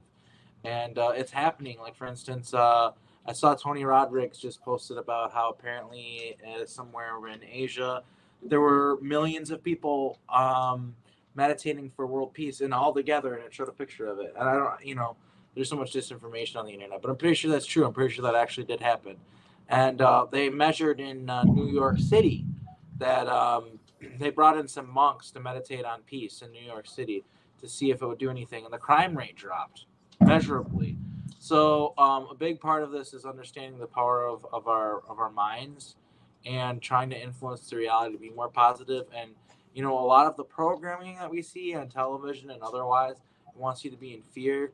And I think it's choosing a love frequency over a fear frequency. Well, being realistic, there are problems. There are things that we do need to, I guess, be afraid of or whatever. But we also need to understand that there are solutions to these problems, and we have a power that we need to take back. So that's what I think when it comes with like the timelines, like creating a higher timeline, is I think we all play a part.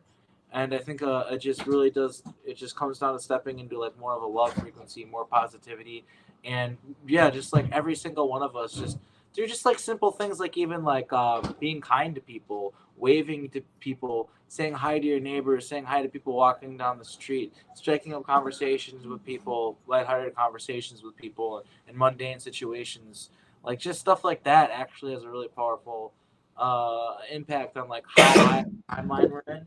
And yeah, as far as the merging like aspect of it, that gets pretty wild. But I think we're Yeah. already. Well, oh, sorry. Sorry, you go. I basically already said what I needed to say, so you can go ahead.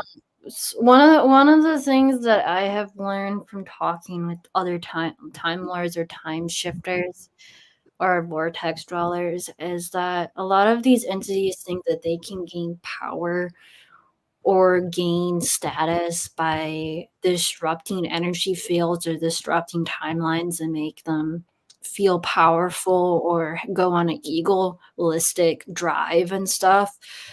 You can't really do that with timelines. All you're doing is just messing with people's lives, messing with realities. Like, you cannot go on an ego trip through these timelines thinking that you'll become a god or become an entity and stuff. Like, the main purpose of timelines, or the main purpose of timeline shifting, is to save realities or save races from destroying each other.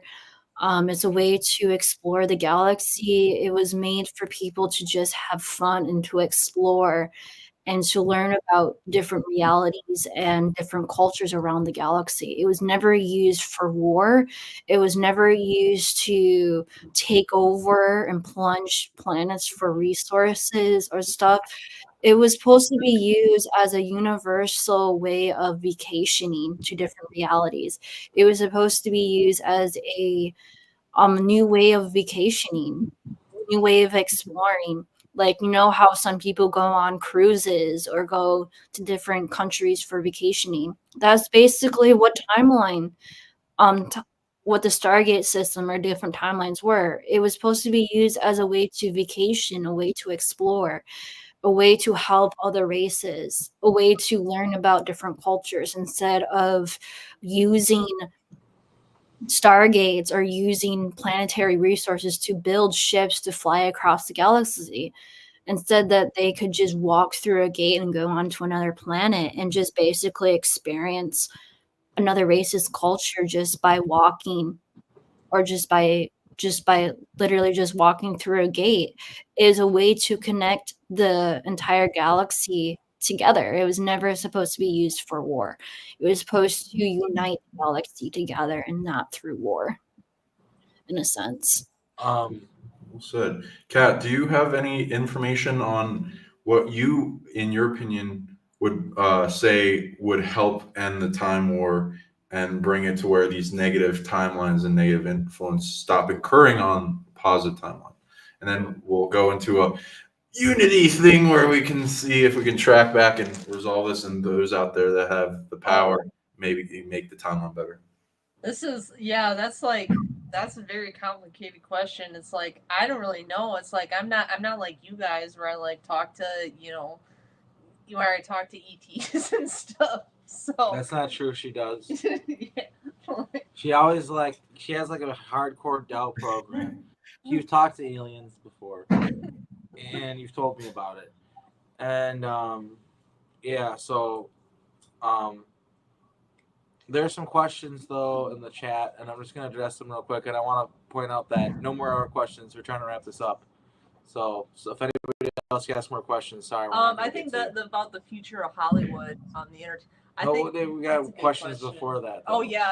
Let's get the cool Okay. first. So the issue in the Andromeda Galaxy has to do with what were you saying, Audrey? So the issue that's going on in the Andromeda Galaxy is that there is a rogue AI system that is conquering or trying to simulate biological entities by trying to study them and to become a biomechanical life form by consuming life, if that makes sense. Yeah, I know about that AI. And so one of the ways that they found a way to stop it from taking over planets is that they hire the xenomorphs. So anybody has watched the Alien Predator movies, the alien that you see, that I think it's from like Alien Romulus, where they like I'm aware of them. Yes. Yeah. The Galactic Federation hired them to take out that AI system. If you know anything about the xenomorphs, they're born killers. They're an apex predator. The entire Draconian Empire is afraid of them. So that's the reason why they hired them. My race specifically has good standing with them. This might sound really far-fetched for some people, but our race does not have rule or any law against interbreeding with different species. Some races do, other races don't. Our race doesn't. So one of our elite soldiers, which would be like a super soldier from the SSP, but we call them the elite soldier, ended up falling in love with a prime queen, not the actual queen of their entire calling, but a prime queen that manipulates or runs a certain fraction within their culture. And they were allowed to have a relationship, a love and relationship, not an arranged, not forced, but an actual legitimate relationship. And we helped them to have hybrid children. We're not against that. And we created a peaceful alliance with them, and we sanctioned different planets in the Andromeda Galaxy where those planets are for them only to hunt, to graze, or to basically use as settlements for their culture. And that is it. They hired them because they don't want to be used as a military force anymore, that they do want to become away from an apex predator into more like what we call a scholar, more like a scholar race, meaning like they want to explore other galaxies, but not in a way to conquer them, because they have found out by them exploring other galaxies that it has severely impacted their race. Like they literally came to us out of desperation because they were close to extinction, because they were dying from a disease that they got from another planet or from a rogue mothership. So we do understand that some of the stuff that we see does affect other races, and they do need a avenue where they can go to other races for help and not be seen as an enemy. And that's what our race does, at least from what my knowledge is.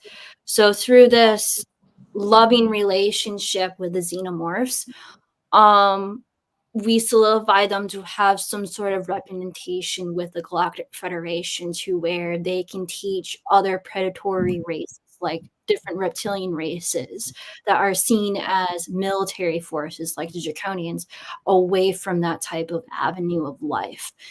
And they have learned to basically mitigate, but also, even though they are sort of used, but they are using their military force to take out evil AI that's going on in the Andromeda Galaxy right now. So the ones you're describing aren't like a weaponized force planet wipe out species. It's a different one. But are you saying they look like them? The They are so the movie so the xenomorphs that is depicted in the movies, they are real, but they're not depicted as the way that they should be in that movie. If that makes sense. But they are real. That's what they look like. The only difference is that they don't. How do you want to say? Like they don't have like an extra head in their mouth. If that makes sense. Like Yeah. and they don't breed parasitically. No, they don't. That's the next question. We're gonna Okay, do so it's not. the next show for this question is, can you talk about robot servants like Blade Runner up against a herd? They're real. The next show, Tuesday, It's we're gonna gonna be talk about that. Yep. Mhm. So, Wanted to finish on the timeline war thing, if you don't All right. mind, if I could give you guys a We're just gonna little answer key to stuff. One more question. We'll answer it because it's the last question, and then we're gonna let everybody know this is the last question for the Can you show. hear me? Yeah, I can hear you. But Okay. I'm just answering the last question for the show, which is, and then we're not going to take any more questions. Is Okay. Obviously, I think that Hollywood is going down. I do not know what that looks like. Is it a gradual process? I saw this TikTok that was basically like, with everything that's going on right now, with all the people that are getting exposed, there's going to be the Hollywood and the music industry. There's going to be 3 categories of people. There's going to be the people who are the perpetrators, who are going to be either canceled or prosecuted by the law. There's going to be the enablers, who are the people who maybe didn't do anything directly, but they stood by and let it happen. And then there's going to be the victims, and those are the people, the victims, they're going to be the ones who will build a new entertainment industry. So I don't know if that's actually what's going to happen or not, but I think it sounds very, very plausible. And I guess we'll just have to see how it develops. And now, Kevin Byrne wants you to keep going about the higher timelines and stuff, Sean. Sorry for him. Yeah. No problem. I thought you were about to end the show, so I was like, oh wait. No. I just want to get the questions because I appreciate my audience and I try to get their questions if I can. But now we're gonna not take any more questions and we're gonna get to what Sean wanted to say. Please go ahead. Yeah, let's unite on that. So, kind of like like as a visual, I find a lot of the timeline jumping capabilities. Let's say this goes back to the past, this from the future. Wait, actually, sorry, backwards. This is the future going back to the past to add things, and it keeps going back and forth to the future. But there's always a current anchor in the current moment for them. You were gonna say something, right? Well, it reminds me of like the predestination paradox stuff that I've been experiencing, where it's like the future is affecting the past, which affects the future, which affects the past, and it just like creates this reality.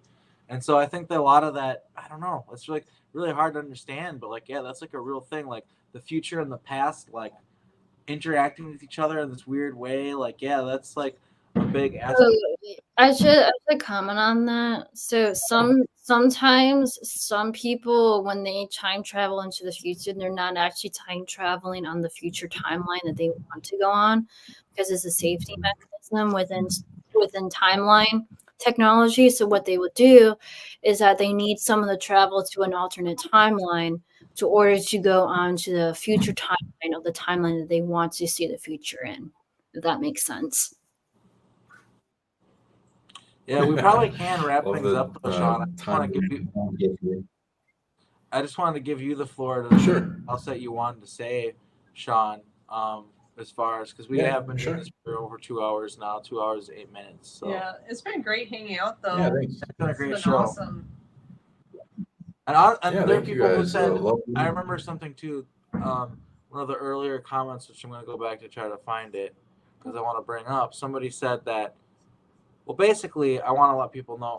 Oh yeah, here it is. Oh, I'm sorry, my oven's going off because I'm making myself dinner. basically they said that they're highly suspicious of online meditations. They tried some, they'd love to try yours. And I just want to let people know a perfect way to end the show is you have your website, which is linked in the description, Psionic League. And you are available for, private consultation and stuff like that. It's what you do. So if you want to let people know how to get a hold of you otherwise, Sean. Sure. Yeah, and feel free to add me. I'm also in social medias like Facebook, Sean Bond, and on the membership side of my site, there's a guided meditation for what I was saying, that you can go into your divinity and feel really blissed out, and then also at least the quantum jumping, because it's like detachment of the pathway to enlightenment.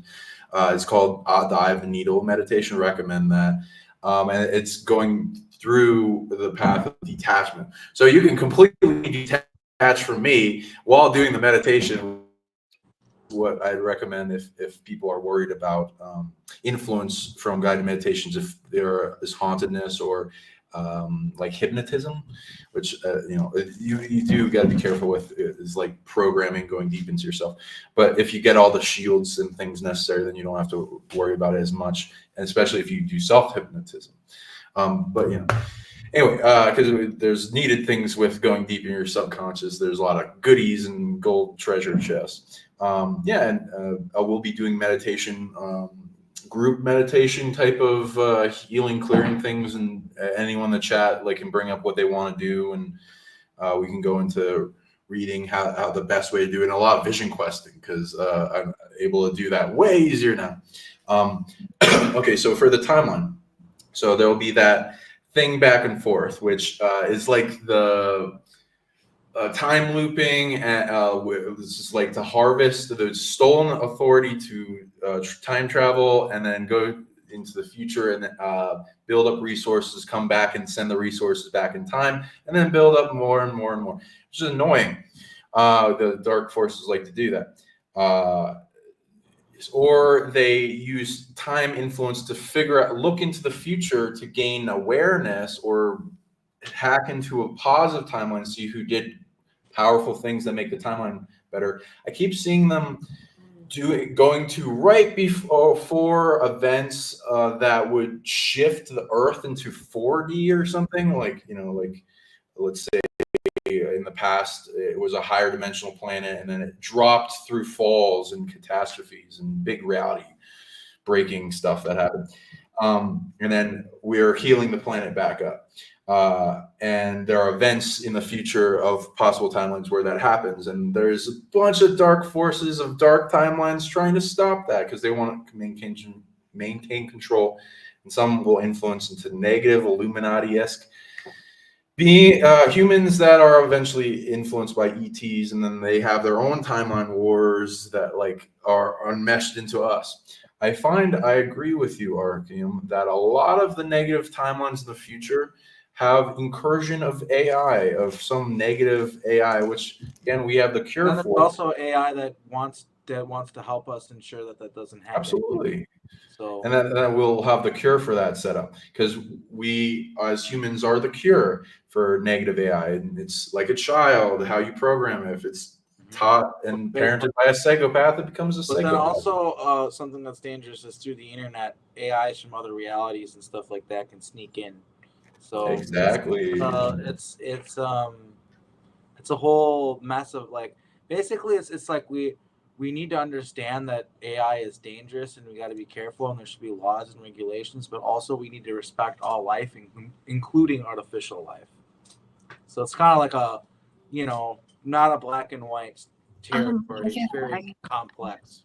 I gotta go. So thank you guys. Yeah. And the chat was alive and kicking. Thank you so much, guys, for being here. We really appreciate you. Make sure to check out Psionic League. We got the links in the description. We're going to wrap things up. Thank you, Sean, for being here. Yeah, thanks for I love what I do, and I appreciate you all for being a part of that. See you guys later. It's been a great time. How do you guys how do people reach you guys? Me, arkheimra@gmail.com, or I'm on Facebook, Arkheim Ra Wood. My business email is starseednetlink@gmail.com if people want to. It's also on my YouTube channel if people want to get a hold of me. My Telegram is there. My email address is there if people want to get a hold of me. And then Sean, of course, if people I'm want to get a hold Sonic of you. League, sonicleague.com, sonicleague@gmail.com, on Facebook, consultations, healing, depossession, membership, spiritual section, learn abilities, meditation. Look for our trips like in Mexico, Place of Power. Thank you guys for having the show. Honored. Let's do Yeah, it some was more in the awesome having future. We'll have some we cures for definitely the will. timeline. Yeah, you should come on one of the virtual temple complex shows in the future. Yeah. It's been pretty fun. We're doing it every Wednesday, so maybe that's what you can be on next. Yeah. Nice. Sounds good. Yeah, let's make sure the time, because when I swear I looked up the time zone and it said it was, but Yeah, I've been whatever. saying like we need to get one of those we need to get like you see in the old movies where they have the clocks in the walls with all the Yeah. different zones. I've been saying that like we need to Yeah. get one set something up like that. But it's all But good. I'm sorry, I usually never late, so don't worry about it in the future. Yeah, We'll yeah, get it. you more than made up for it. It was a great show. All right, everybody, have a good night. Yeah, everybody. Good Yep. night. Everyone. All right, see you later, guys.